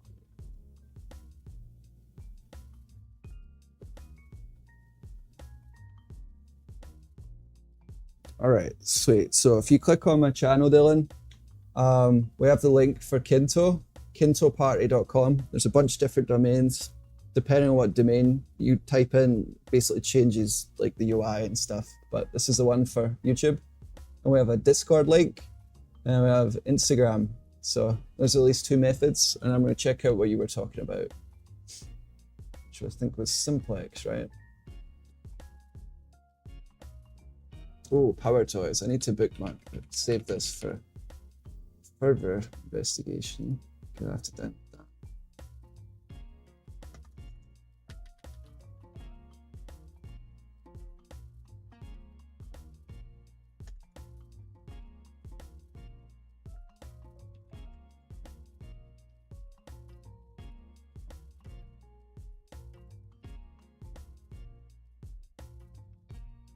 I'm just writing down some notes from the stream tonight. So I'm going to come back, I'm going to clip the VS Code suggestions for a YouTube short. So thanks, Don. And got Power Toys there. I'm going to pull that over in Windows, check that out. And I'm going to quickly note down where we're at with the Twitch integration. And live doesn't work, but everything else does. So that's pretty good.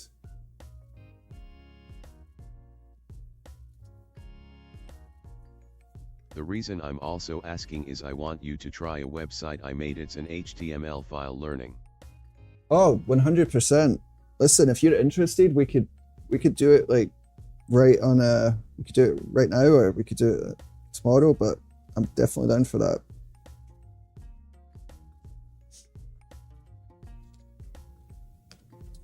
And I'm happy to just check it out privately if you want to.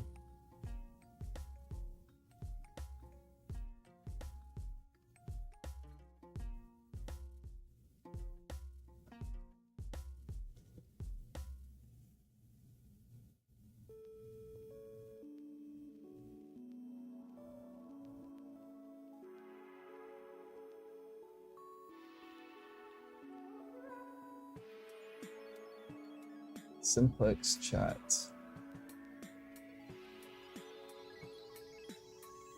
I like this. I appreciate you letting me know about things I don't know about. Letting us all know about other things. Let's see. No user IDs. Interesting.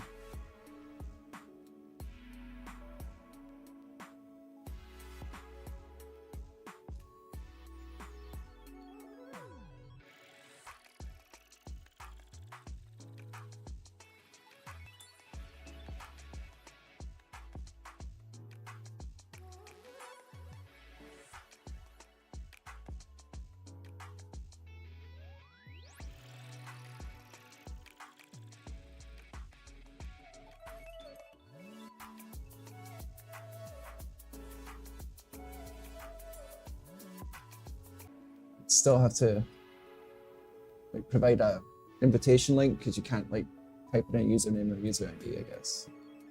Let's see why that could be useful.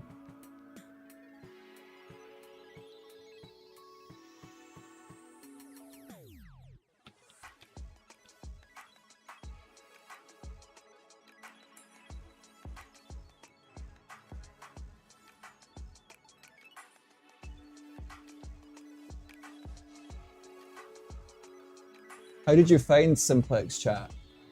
I'm curious.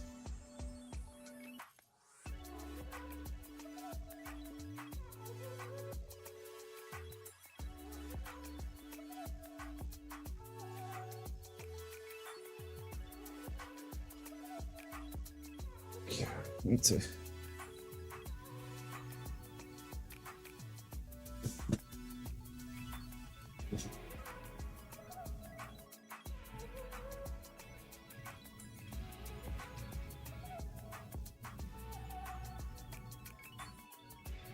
I was searching online how P2P and end-to-end works and I found it. It's funny you say that. Do you know about WebRTC? That's what Kinto Chat uses for the media and the text chat that doesn't go through Twitch or YouTube.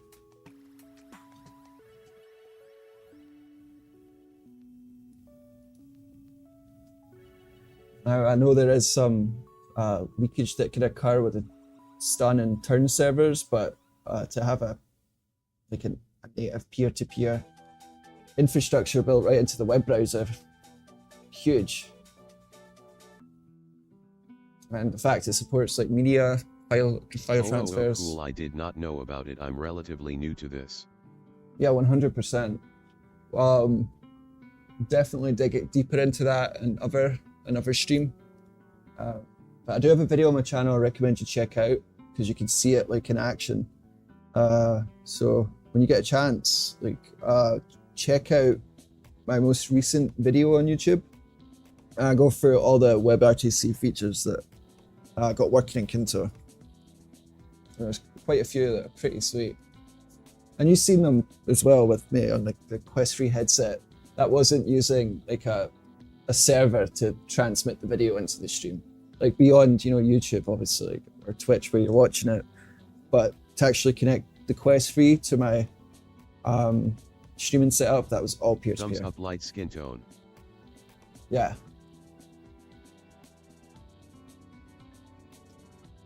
So we're going to take a couple of minutes here, get some water. I think I am going to try and finish up with this. But yeah, be right back. Guys that are listening and lurking, appreciate you being here. Make sure to subscribe. All right.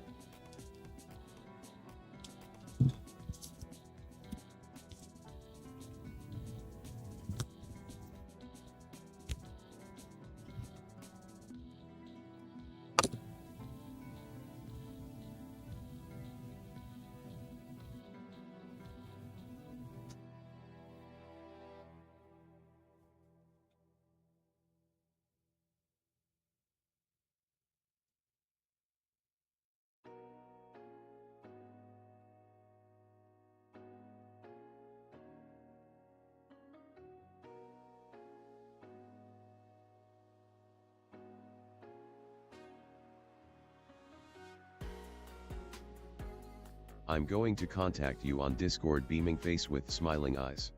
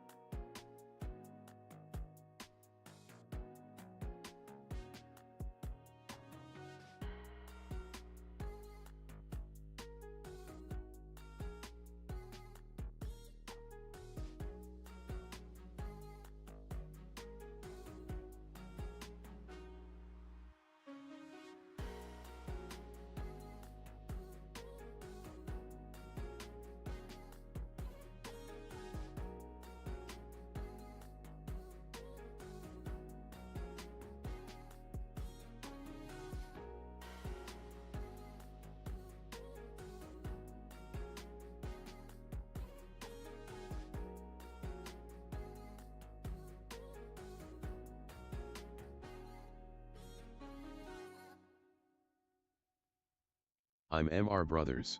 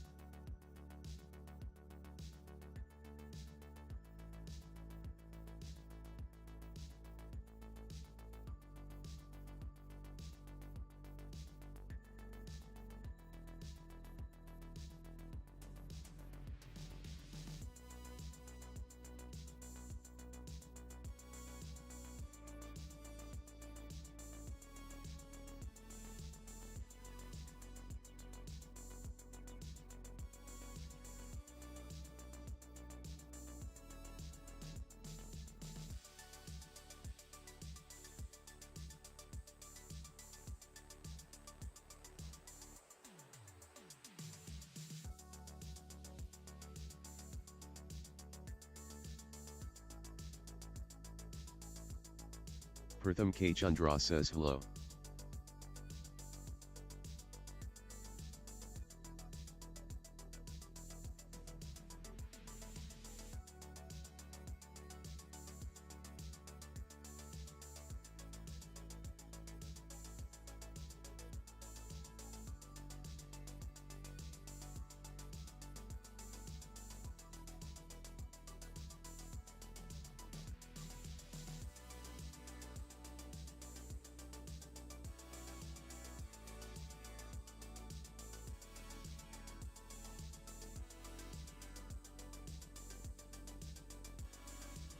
All right. In America, one of the best places for snacks. Not as good as Japan, but some pretzel dogs here. But hello, Pratham. How are you doing? About to check out Dylan's links here on my phone. So Dylan, if you're still with me, I haven't forgot about you. Just give me a wee second here. Yeah, here come the dogs.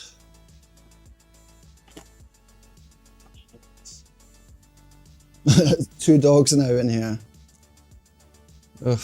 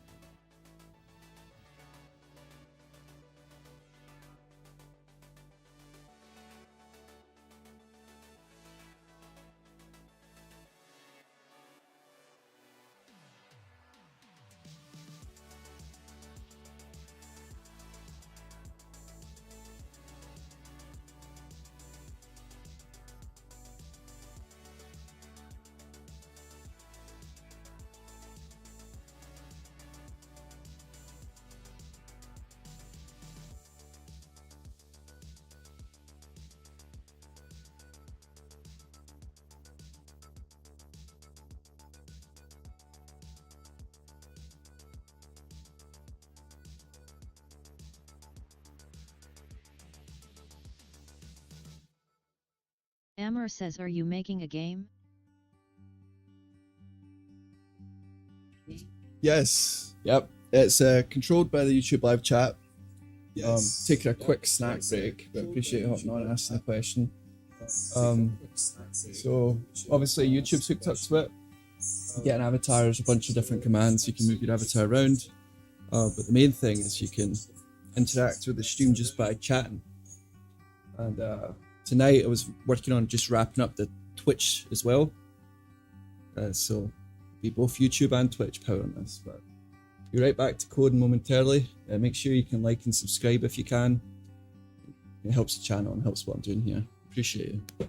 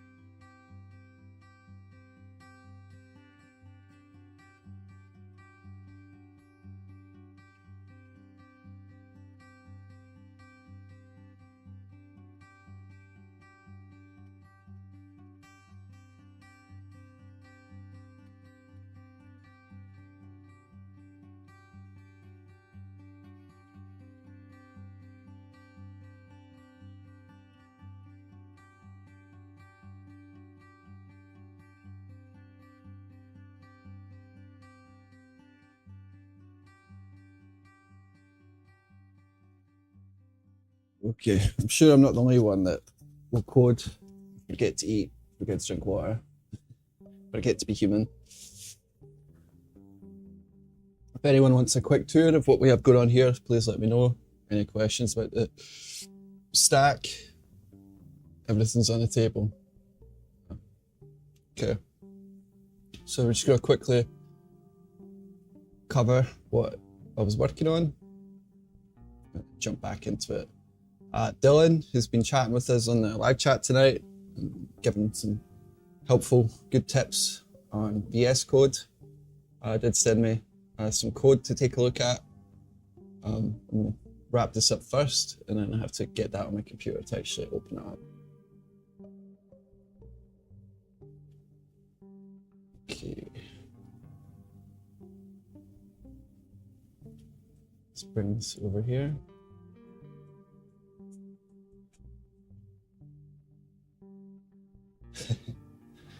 Yeah, we'll be okay. So as you can see, we're both streaming to YouTube and Twitch. Up until literally today or yesterday, only YouTube could interact with the avatar world. Let me pull in a tab here. Where are we? Got a lot of windows open.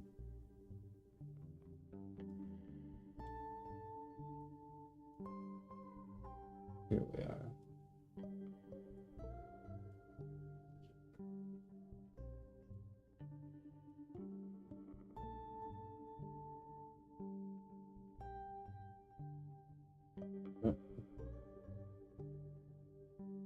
Behave.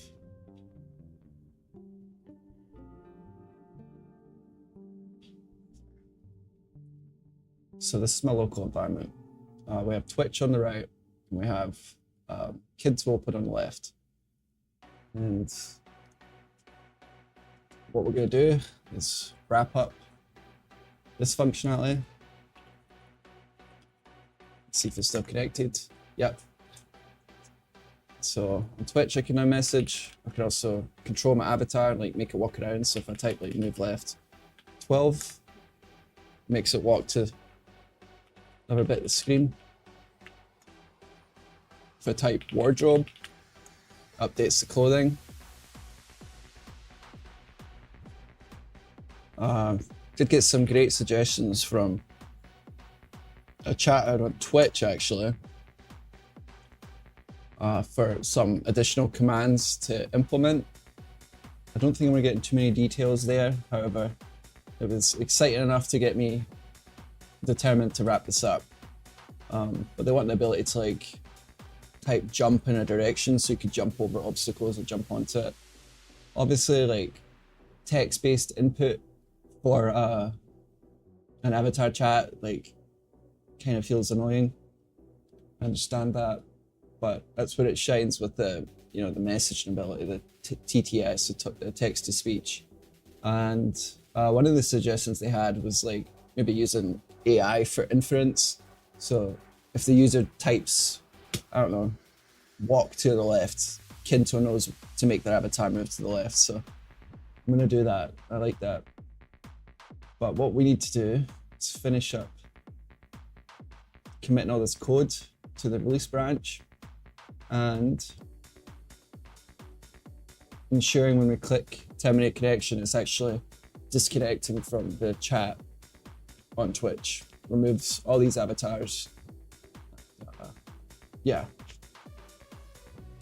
So, if I click it, it's doing nothing. That's the problem, right?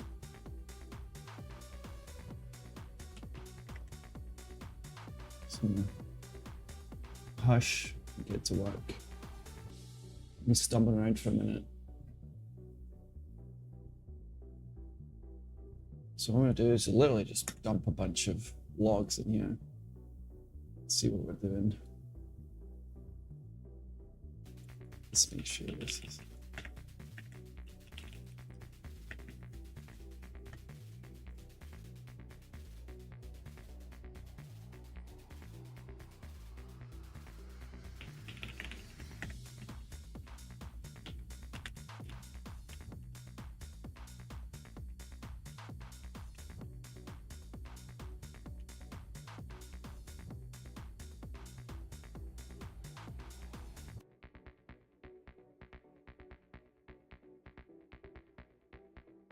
Choose channel name. So I need to populate that. Just to make our logs a little bit more verbose. Okay.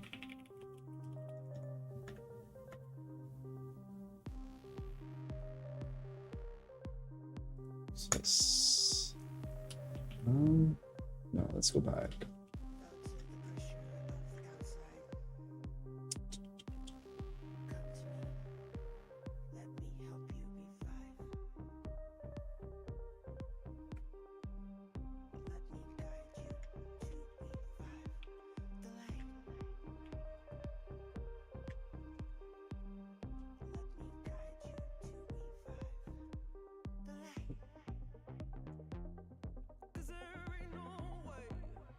Just dump that there for now.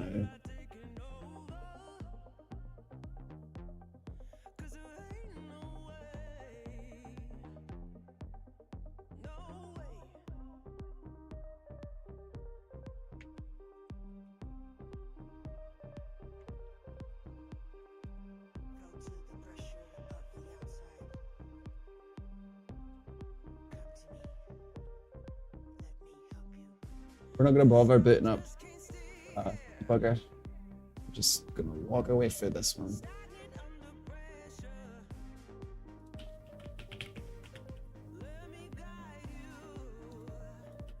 Let's hop into the library layer.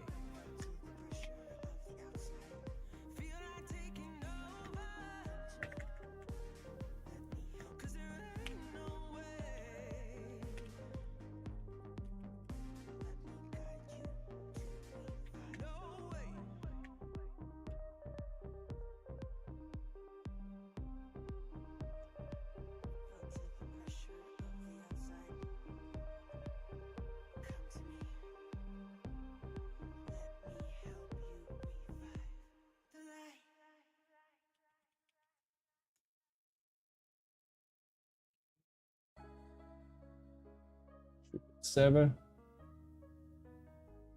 Quickly connect again. I do love the Twitch implementation because it doesn't have to pull the server, as I've mentioned before.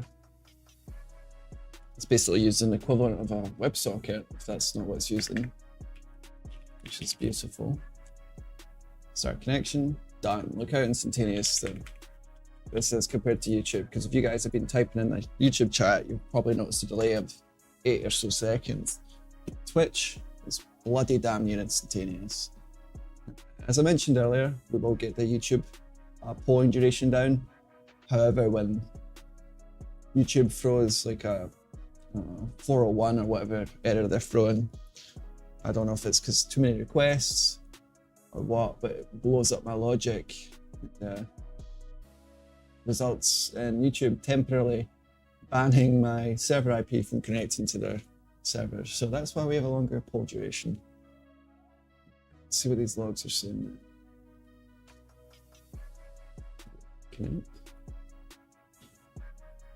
Hello, I'm back. I sent the link beaming face with smiling eyes. Oh yeah, welcome back. Yeah, okay, sweet. So you got me a proper link to load up. That's very helpful. Terminate connection. Let's see where it looks.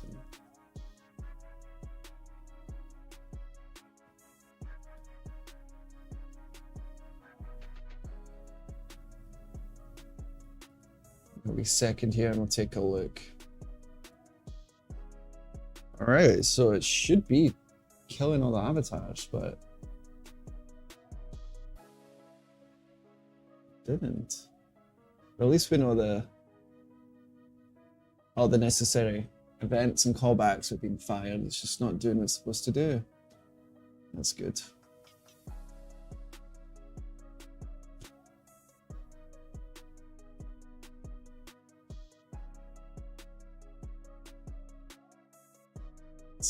We're disconnected.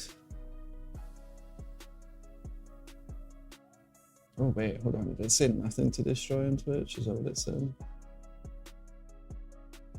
No.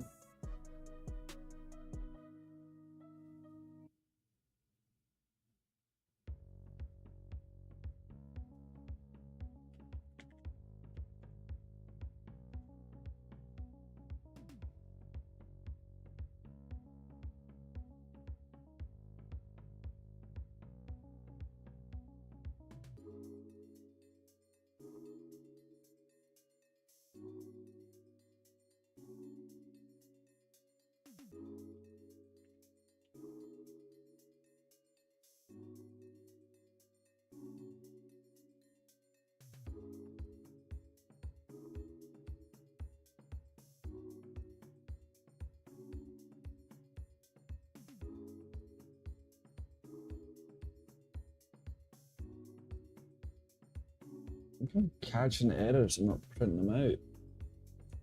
The layer that's actually running a plugin. That would help me debug what's going on YouTube side as well. Let's take a quick look.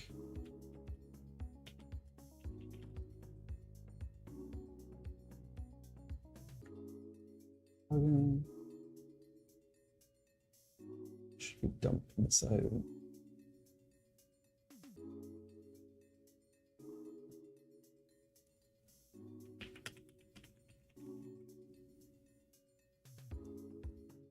Oh, I need to do a stream on this, but we'll get there.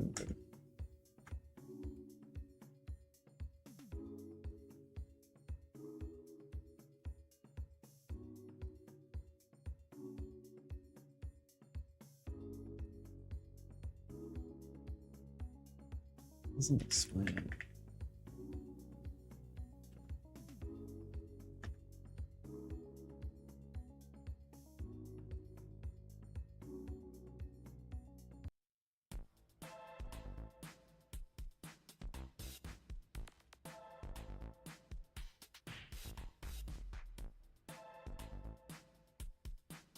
Sometimes you just run into, oh, plus coding into the wee hours of the night, never mind 7 in the morning, get stuck in one specific thing.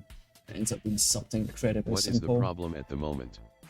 The problem right now is when I'm terminating the Twitch connection, it's not removing the avatars from the room, and it's not actually terminating the connection despite logging statements saying that it is. It's not throwing any errors. Eduardo says youtubelive cool. Yeah, thank you, Eduardo. Appreciate you. If you can, drop us a subscribe if you're interested in this sort of stuff. It helps us out. It helps YouTube know that, you know, the sort of people that might be interested in this sort of stuff, even if you don't come back and watch it. Oh. Let's try this again.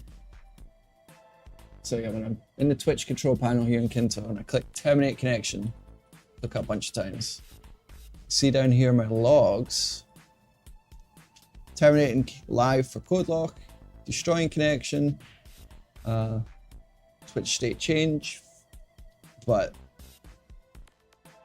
if I go into Twitch, into live chat, type hello, it's still connected. It's really nice how it wants to stick with us, but I need it to turn off. Typically, if something was blatantly wrong, it would, you know, throw an error, or there'd be a condition somewhere that it's getting stuck on. But I'm not seeing that. So I'm just gonna walk through this. Show connection. Yep, so this is getting in there. Then this should be firing, so it sends a socket event into the room. Why don't you go to Browser DevTools and inspect what happens when clicking the button? You can also look at the console in the browser. Yeah, so that's a good question. So we're actually using JavaScript for the backend here as well. So there is support for that in Chrome. You can connect remote debugger. Essentially, you can make the console connect to the Node.js instance. But we're running this in Node.js, so that button is working completely fine. There's no issues with it. But what I'm trying to say is when I click this button, it's dispatching a packet or an event over a WebSocket. It's triggering this plugin system that I coded, and then this specific plugin in the room. And it's doing all that. It's hitting this end live. So like when I highlight this log here, it says Twitch state change request end. And then it says terminating live for the channel. We're getting there.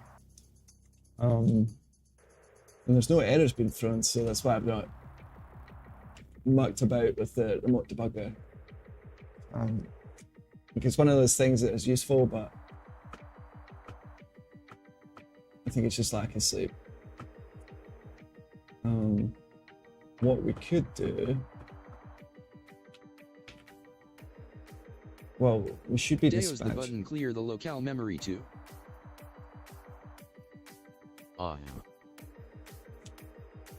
So I can literally show you what the button does. Let me kill this. So there's two files called Twitch, right? One exists on the front end and it's like what you expect, browser code. In this case, it's React. Just a quick refresh or breakdown on how Kinto works. We have this global property called Kinto, and then we have a bunch of different helper functions attached to it. One of them is dispatch server event. So if we go to look for the terminate connection, it's this button right here, right? On click, we're calling this arrow function called terminate connection. Okay? Taking no arguments, nothing. All we want to do is tell the server that we want the Twitch plugin to disconnect. So I have a reusable system that's set up to make this really easy, where I just fire in Kinto dispatch event, and then the first argument name is like the action, what I want it to do. And then I populate, you know, Twitch live, which tells the server where to direct that command. And then in there I have an action. So, you know, think of it as like an action. And I specify that I want it to end the connection. So if we switch back over to Node.js, and we scroll up to in live, and we come to this function called live action, and search for the event it's subscribed to. You can see it's subscribed to an event emitter using the on handler, and it's using the exact same name. So it's Kinto Twitch live. And then it sends all of those messages to this function, arrow function. And then we extract that action that you've seen, which was end, right, between those two quotes. And then we just have a simple switch statement. There, I did not see it by the end function. Let's see what he said real quick. But the start's working, so we're listening to the start event, starts just fine. And then the end is also working. So we have a bunch of logging in there, and it's telling us it got there. So it's not the transfer mechanism, it's not the button. We're literally debugging this on the back end. So let's hop back into it. And then let me quickly open chat, see what I missed.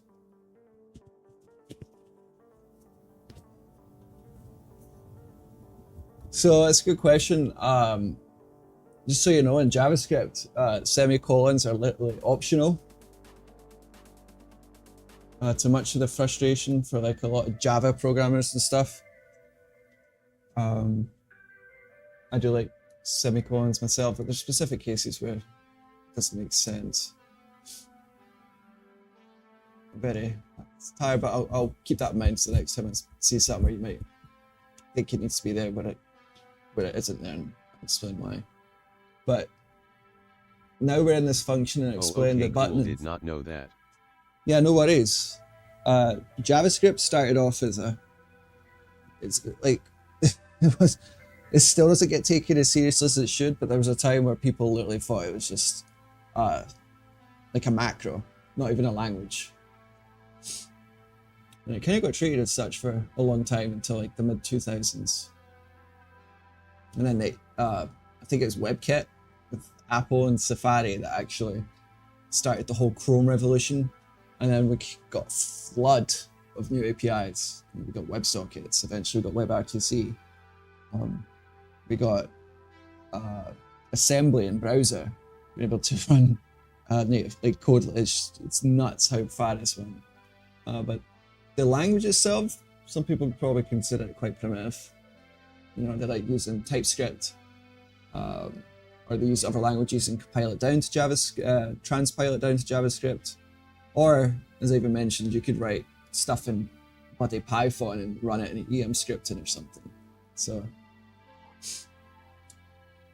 yeah, we'll have to do. Maybe the data is passed outside or the internet, but directly. So we're going to take a quick look. Focus on what I've got going on here. So what I want to do is just add some. What we're actually going to do that'll be helpful. Sayan Acharya says, are you a developer? Hey Sayan, yeah. Yep, I've been coding since I was about 11 years old.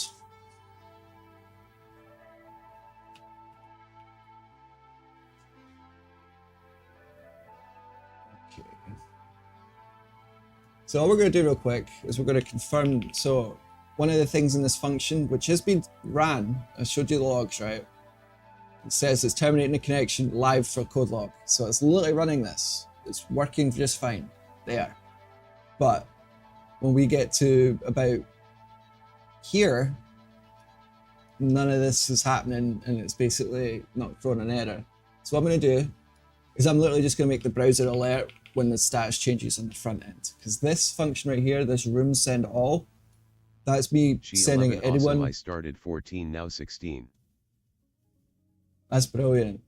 Yeah, no, I think the younger you start coding, like the better. Oh nice. Can you guide me to become a developer? I'm working as a desktop support engineer. Hey Si, I'm more than happy to chat with you. Other folks as well that join are like into coding or wanting to learn themselves. So yeah, absolutely. What language are you looking to get into? It's a good job. It's good just being in tech in general, and you're going to get exposed to all sorts of technologies for your current job, right? Okay. And as I'm chatting with you guys, I'm also learning how to talk and code, so we're all learning together.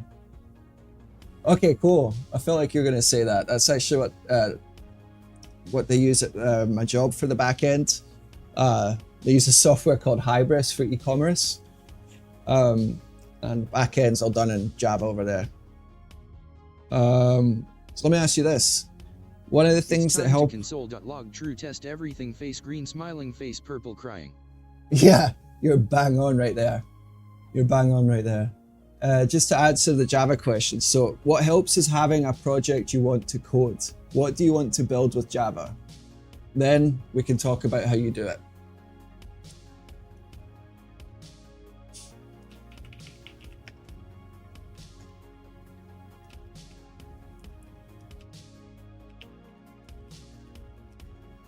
Okay, so I'm gonna make this alert.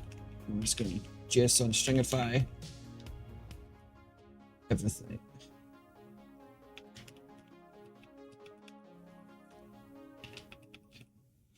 So I'm gonna restart the server. I'm just gonna reload the client here. React, create React does have hot reloading built in, but we're using reverse proxy here for WebSockets and all sorts. So it's not working in this current configuration. That's okay. Okay, so if I clicked, yeah, there's a problem here. We might actually have some.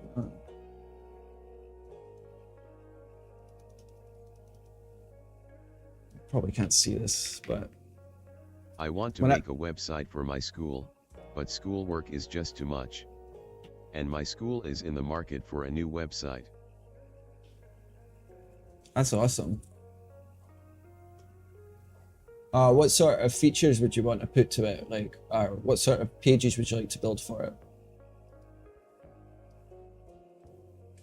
So you guys see real quick, when I click terminate connection, it is sending that to the server. We've already confirmed that, but I just wanted to demonstrate that we do have logging in the front end as well to ensure that that is being dispatched. Right. Oh, it does say stop. Did it disconnect eventually? Oh, I think it did. Nope. I was standing on the bloody avatar. My boss tell to become a cloud or Devo engineer. I don't know where to start. I only know Python and Java basics. I don't know what to do next. Alright, Cyan. Well, I guess another question for you. If you don't have a personal project you want to build with Java, think about how your job could use you as a Java developer. What sort of stuff, like, so I'll give you an example where it might be helpful. Start with HTML, JS, and Bootstrap from queries. Don't overthink CSS. It's also a good recommendation if you want to build websites. Like, even if you do Java development, if you don't have a front end team, you're gonna have to do that yourself to get the stuff to show. But that's what I'm trying to ask. Like, how do you see yourself using Java? What would you build with it? Because I can tell you at my job, there's DevOps engineers who don't write any Java. They write Bash and shell scripts.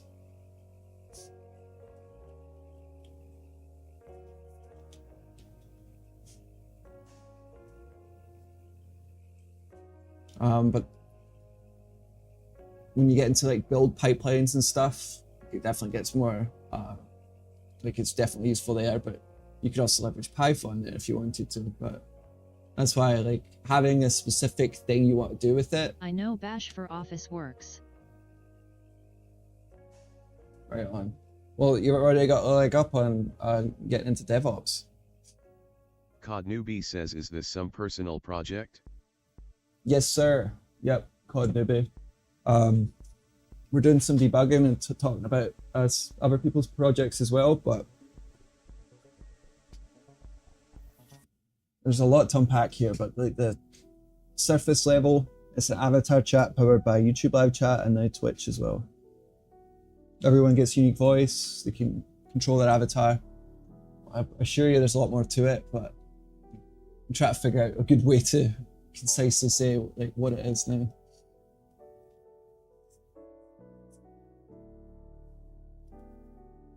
I've been trying to get into coding for fun, but I have not been consistent. God, Newbie, like just based on your username, like would you be interested in making games? Add that small donation button for people to donate small amounts just from YouTube. Seems like a cool project. Is it open source? That's awesome, Don. I appreciate you. So Cod Newbie, I do have an old version of this that's open source. I'll actually add my GitHub links to my YouTube profile, so I'll do that real quick. But let me just go populate that.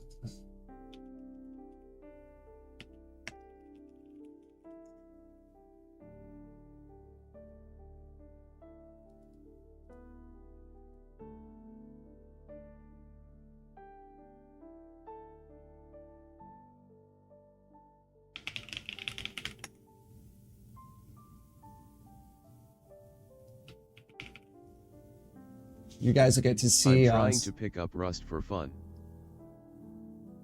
All right, interesting.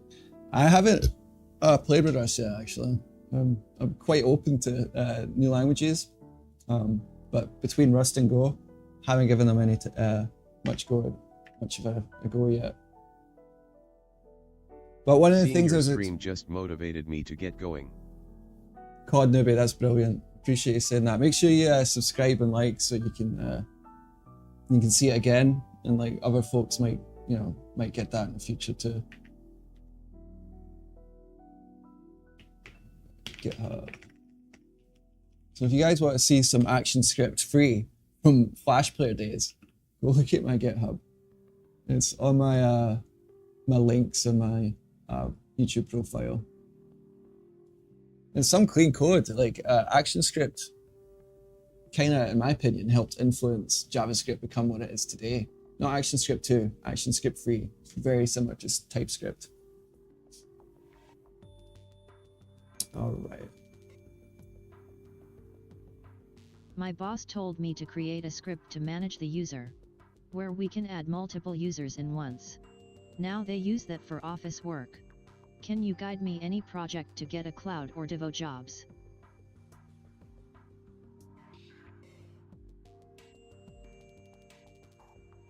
What I can do is show you some of the quote-unquote scripts that I've built for Kinto to kind of automate processes that I've had to come up with myself. So let me ask you this first off. You're gonna have to. I already created that project. Okay, create the project. But when you say add multiple users at once, what's the system? What's the platform you guys are using?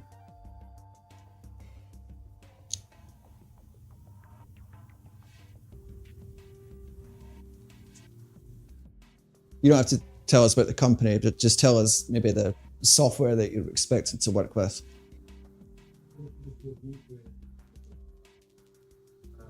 Linux Ubuntu. Okay, so you want to create system users. Is that what you're saying? Like literally like logins to okay. Just confirm this. Confirm that.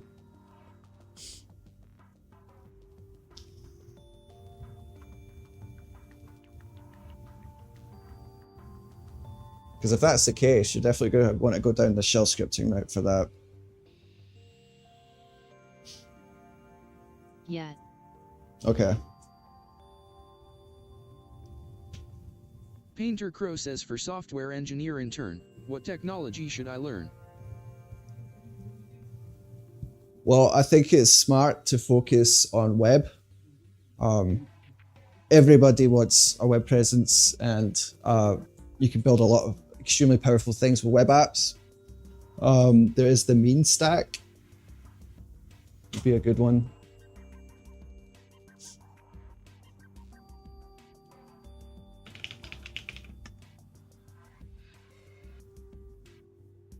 I don't use Angular myself, but it's just an example.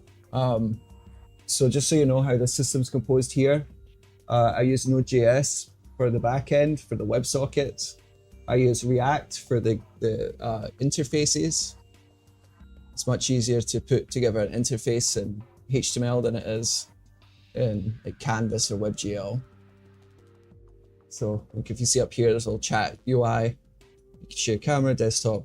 That's all done in React. But when you get into the more interesting side of things, we're using JavaScript and Canvas, WebGL to actually. I have created that project, but am saying that please guide me projects for DevOps or cloud. Well, if you want to get into cloud, check out Amazon AWS Lambda. You can start with serverless functions, like to build microservices. That would be a quick one if you want to jump into something.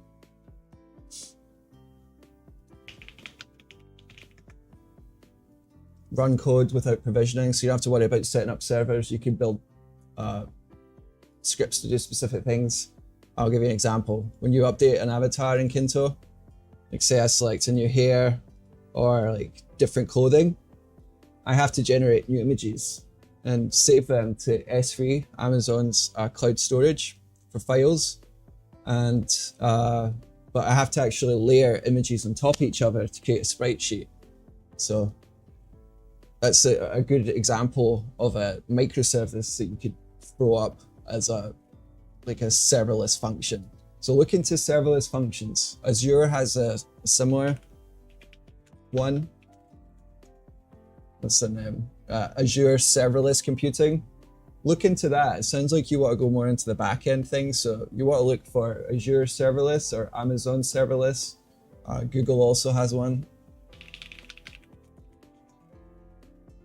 Serverless containers. You can run Java, you can run Python, you can run JavaScript, C#, anything you like. But as for, who was it that said that?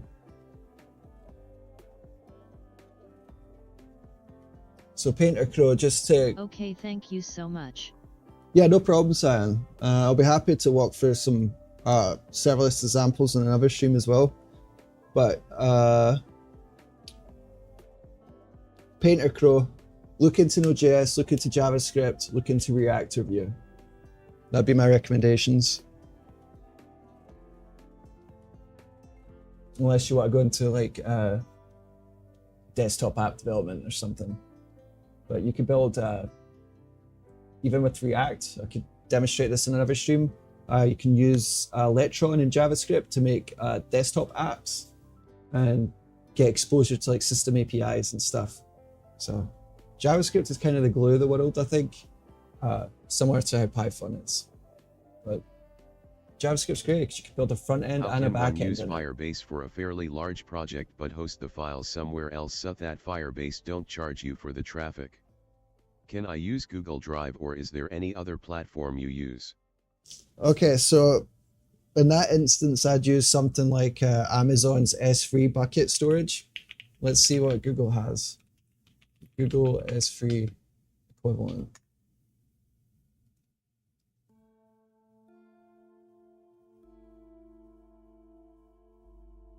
We don't want data transfer, we want object storage. Okay, so on Google Cloud, if you're using Firebase, look into Google Cloud Storage. I've kind of just went with Amazon over the years. I'm not saying you should, but it's what I use for like storing everyone's avatars, storing all the game assets. Amazon S3.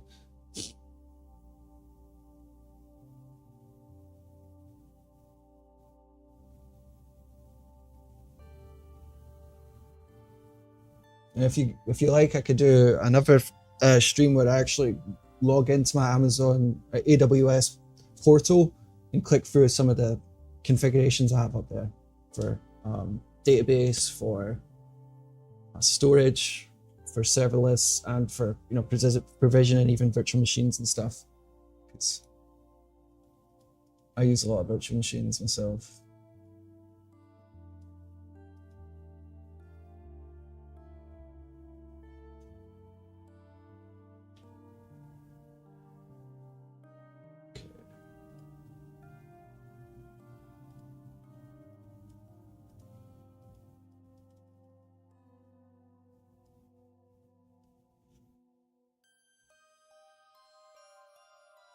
You guys can see my screen up here. I'm going to reload Kinto in my local environment. I'm going to show you a wee trick. So if you open your inspector and navigate over to network, and you then go to socket, you get to see all the WebSocket connections that are open. And we're going to use this real quick. Let's see, which one are we? So I think we're chat. We're going to look at messages. So you can actually see WebSocket packets that are not encrypted. So if I go back here, how do I get WE smaller? says good morning. Hey Walter, buddy, how are you doing? You been Yeah, up I've got- all night? Don't give away my secrets. But yes. I need to get rid of this so I have enough space to demonstrate what I'm trying to show here.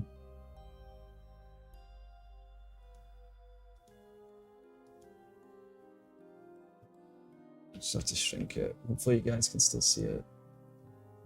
Okay, so these are the packets coming from the WebSocket. If I click this, do you see how it says Twitch Live? It's because I named a packet that. And it is triggering it. So look, you can see it's sending off to terminate the connection. It's just not receiving anything back. Like I'm telling the server. Is Amazon easy to integrate? The reason I'm asking is I have made an auto profile loader, but I need to get the resources from somewhere, and it must be easy to update the user profiles. So are you looking for a database, or are you just looking for literally like to have a folder of files and then be able to update that folder easily, like the contents of it, and then, be able to download that like from your script that's supposed to load in those profiles? It sounds like you want a file-based solution. So yeah, S3 is incredibly simple for that.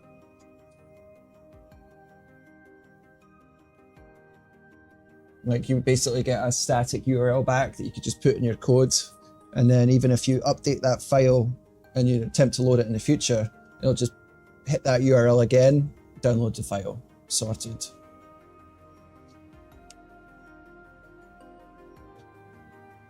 So if I open up these username, like these avatar pictures, if I click open a new tab, let me actually just get the URL of it.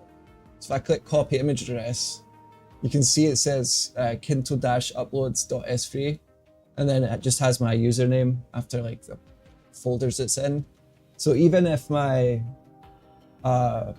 makes it easy for me to anywhere in the site or anywhere in the app to just reference that file, snapo.png, and then if I go in and update my coding, like over here, it updates S3. So the next time I request that file, let's do that now. So I could get the URL from here again, copy image address. it should show my new clothing. So it should show this. I have to open it.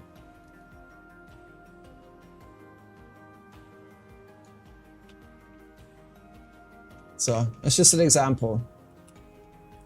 All you want is a hard URL that you can update. Yeah. And S3 has a free tier, so I think you can use it for like free for a year or something. But you pay like not even pennies for that request. It's very cheap for S3, especially for small Yes, files. exactly. Perfect. Yeah, Dylan, you'll be good to go.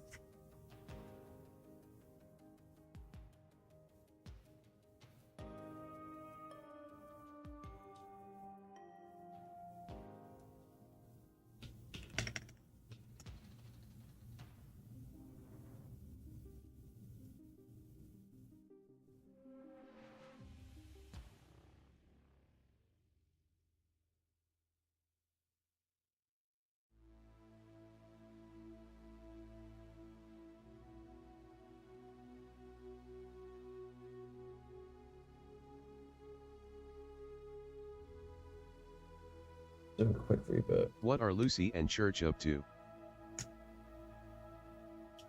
Church is right by my feet. He literally is always within a foot of me.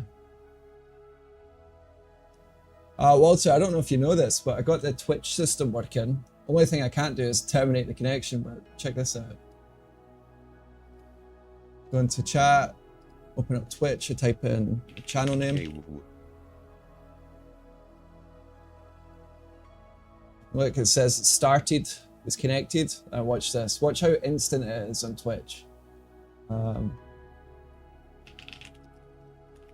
So I have Twitch on the right hand screen, Kint on the left. Look, test and chat from Twitch. Instant. Move down 8. It's just instant. It's so much faster.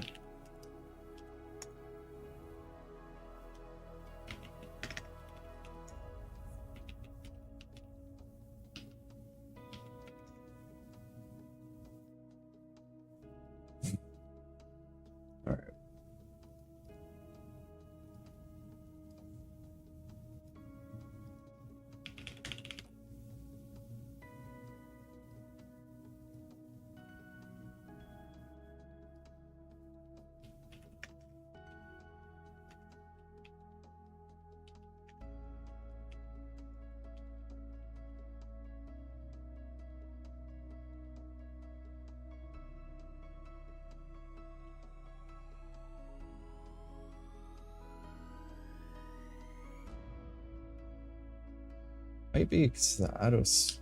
Let me see. I would fear if that's the case.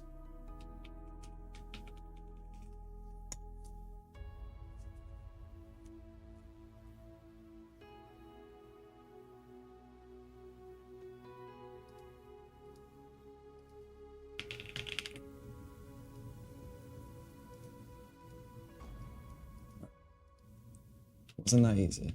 Fine.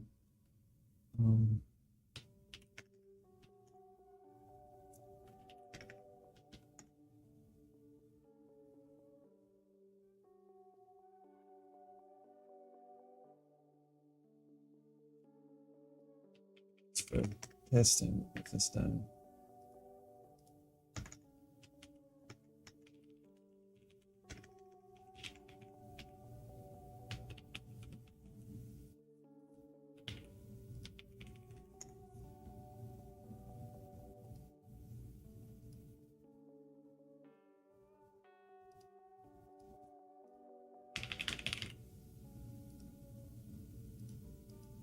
Oh, okay. So that helps specify what the hell is going on here. So you see I was able to terminate the connection now. It sends stat stopped, it says it right there. We were having a silent error being thrown right in here. Because we're at this console.log.end. It's not showing in the logs, but everything else is before it. It removed the avatar and also displayed that alert. Well, that's helpful. spend so long debugging craziest things. Why is it doing that?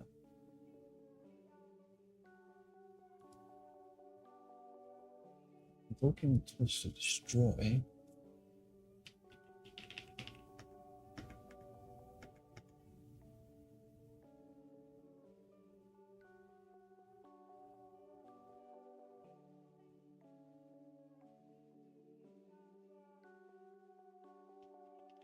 This is where we define it. I'm gonna start live event.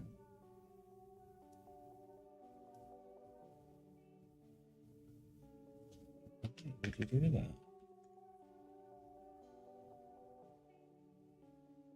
This must be. Let's try one more statement here. We might be just working with a bad API call.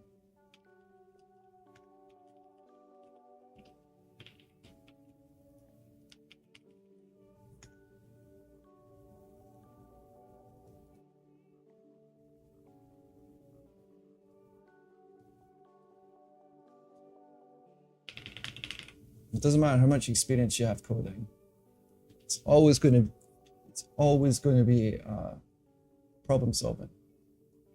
So don't get too hung up on when you're learning, because as you can see, you could be coding for damn near 20 years and still completely caught up in the silliest things.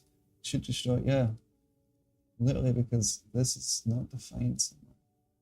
That is so annoying. All right, let's pull up the docs for Twerple.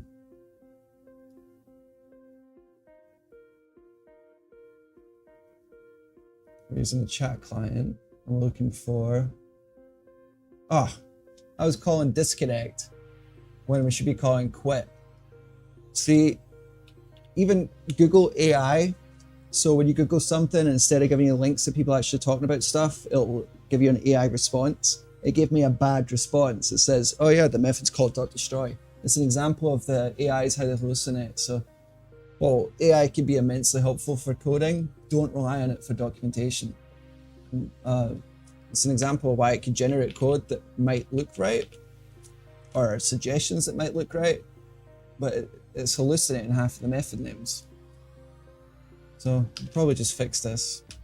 Reboot this.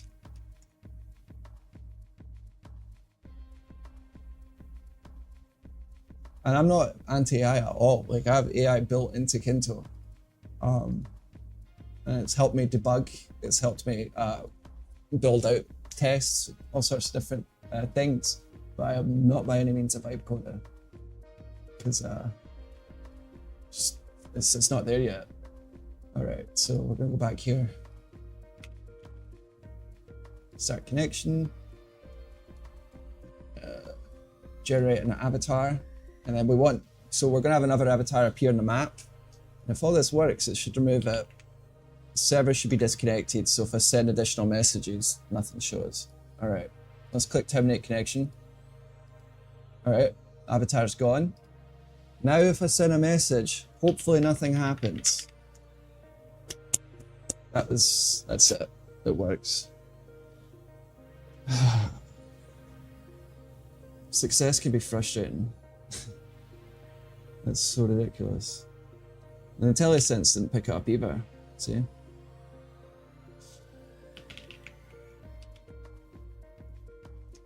Alright, let's clean up these Twitch logs. Let's commit the code. Let's get this out.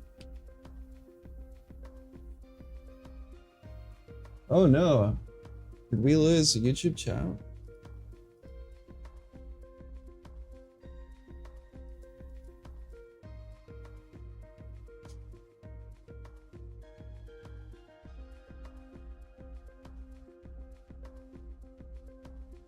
I might have sent so many requests to YouTube tonight, it might be like, oh, that's you done for the day. I'm gonna see if I can restart this. It's funny.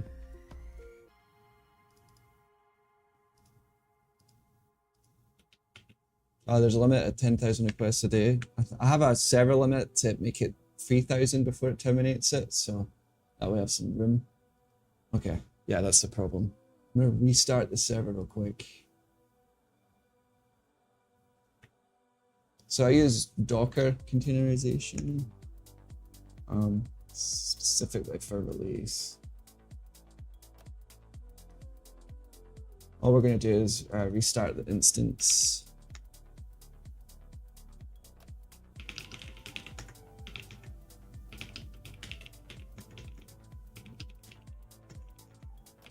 CD release Kinto server, Docker compose down, Docker compose up,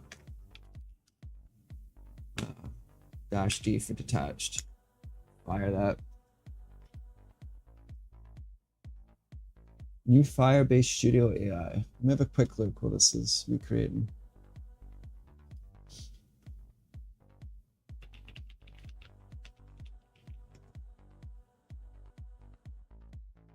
Build apps with Gen AI.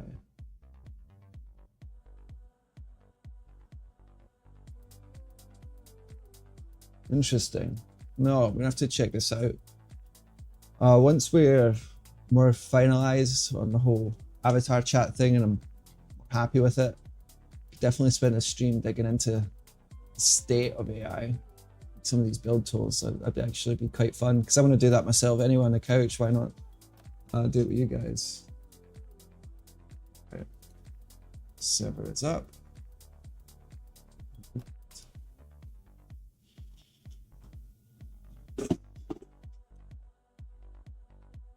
Oh, that's cool. We got over 1,000 views tonight on this live stream. That's awesome. Thank you guys.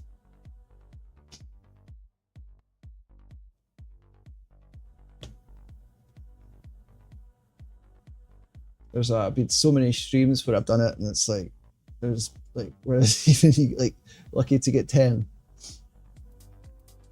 So Dylan, that's what I'm fixing right now. We hit the max amount of requests that could be sent, so I'm literally looking at that right now. Dylan, that's also in fact thanks to you as well, because you've engaged with the stream tonight. You subscribed, you've been given ideas, suggestions. You're also interested in like coding and the same stuff that like other people that would like this channel like are into. So even just you being here helps other people like you find it. All right. So basically we hit the request limit. We're gonna see. I can bypass it.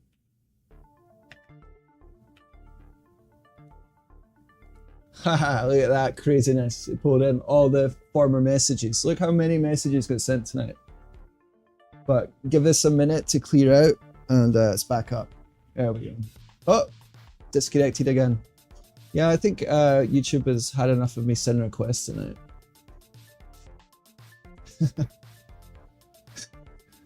It's funny though, because like definitely notice not having the live chat drive the avatar chat. It's definitely a big part of what we do here. Damn, that's annoying. Yeah, Dylan, that's exactly it. So YouTube has a limit of 10,000 requests that you can make in a 24-hour period to ask for new live chats. So I think that's what we ran into. Well, what we'll do is we'll start shutting this down. So if I can get on tonight, hopefully it reboots.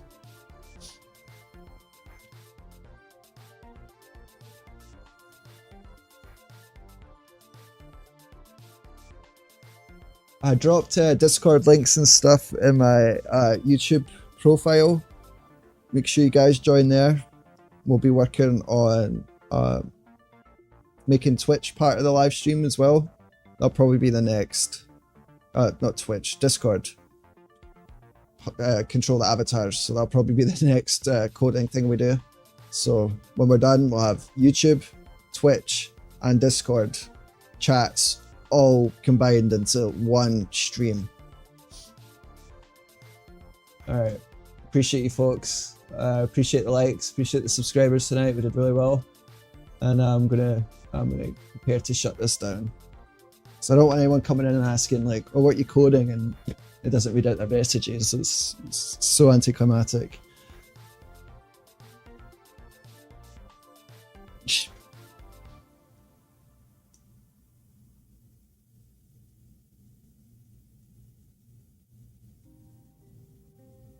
Cod Newbie says, do you ever get this issue where you have different work apps, hobby apps for different workflows, and it's a drag setting them up and pulling them down?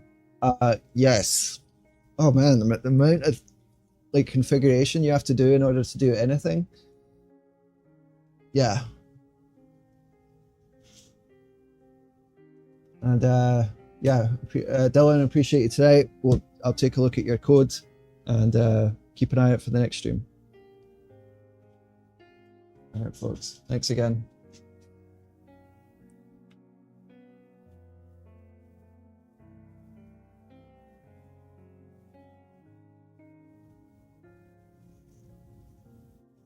Cod Newbie, make sure to get on the Discord if you can. It's in my description, my channel description. Not the description, sorry, the links when you click on my channel. And just a quick reminder, the latest video on my channel covers like some more of the features of the whole streaming stuff here in detail. And also make sure you're just subscribed. Like, otherwise you won't see these lives ever again. That's how YouTube works. All right. Well, I'll catch up with you later. Probably see some fireworks tonight. And appreciate you guys tonight. All right. Getting off.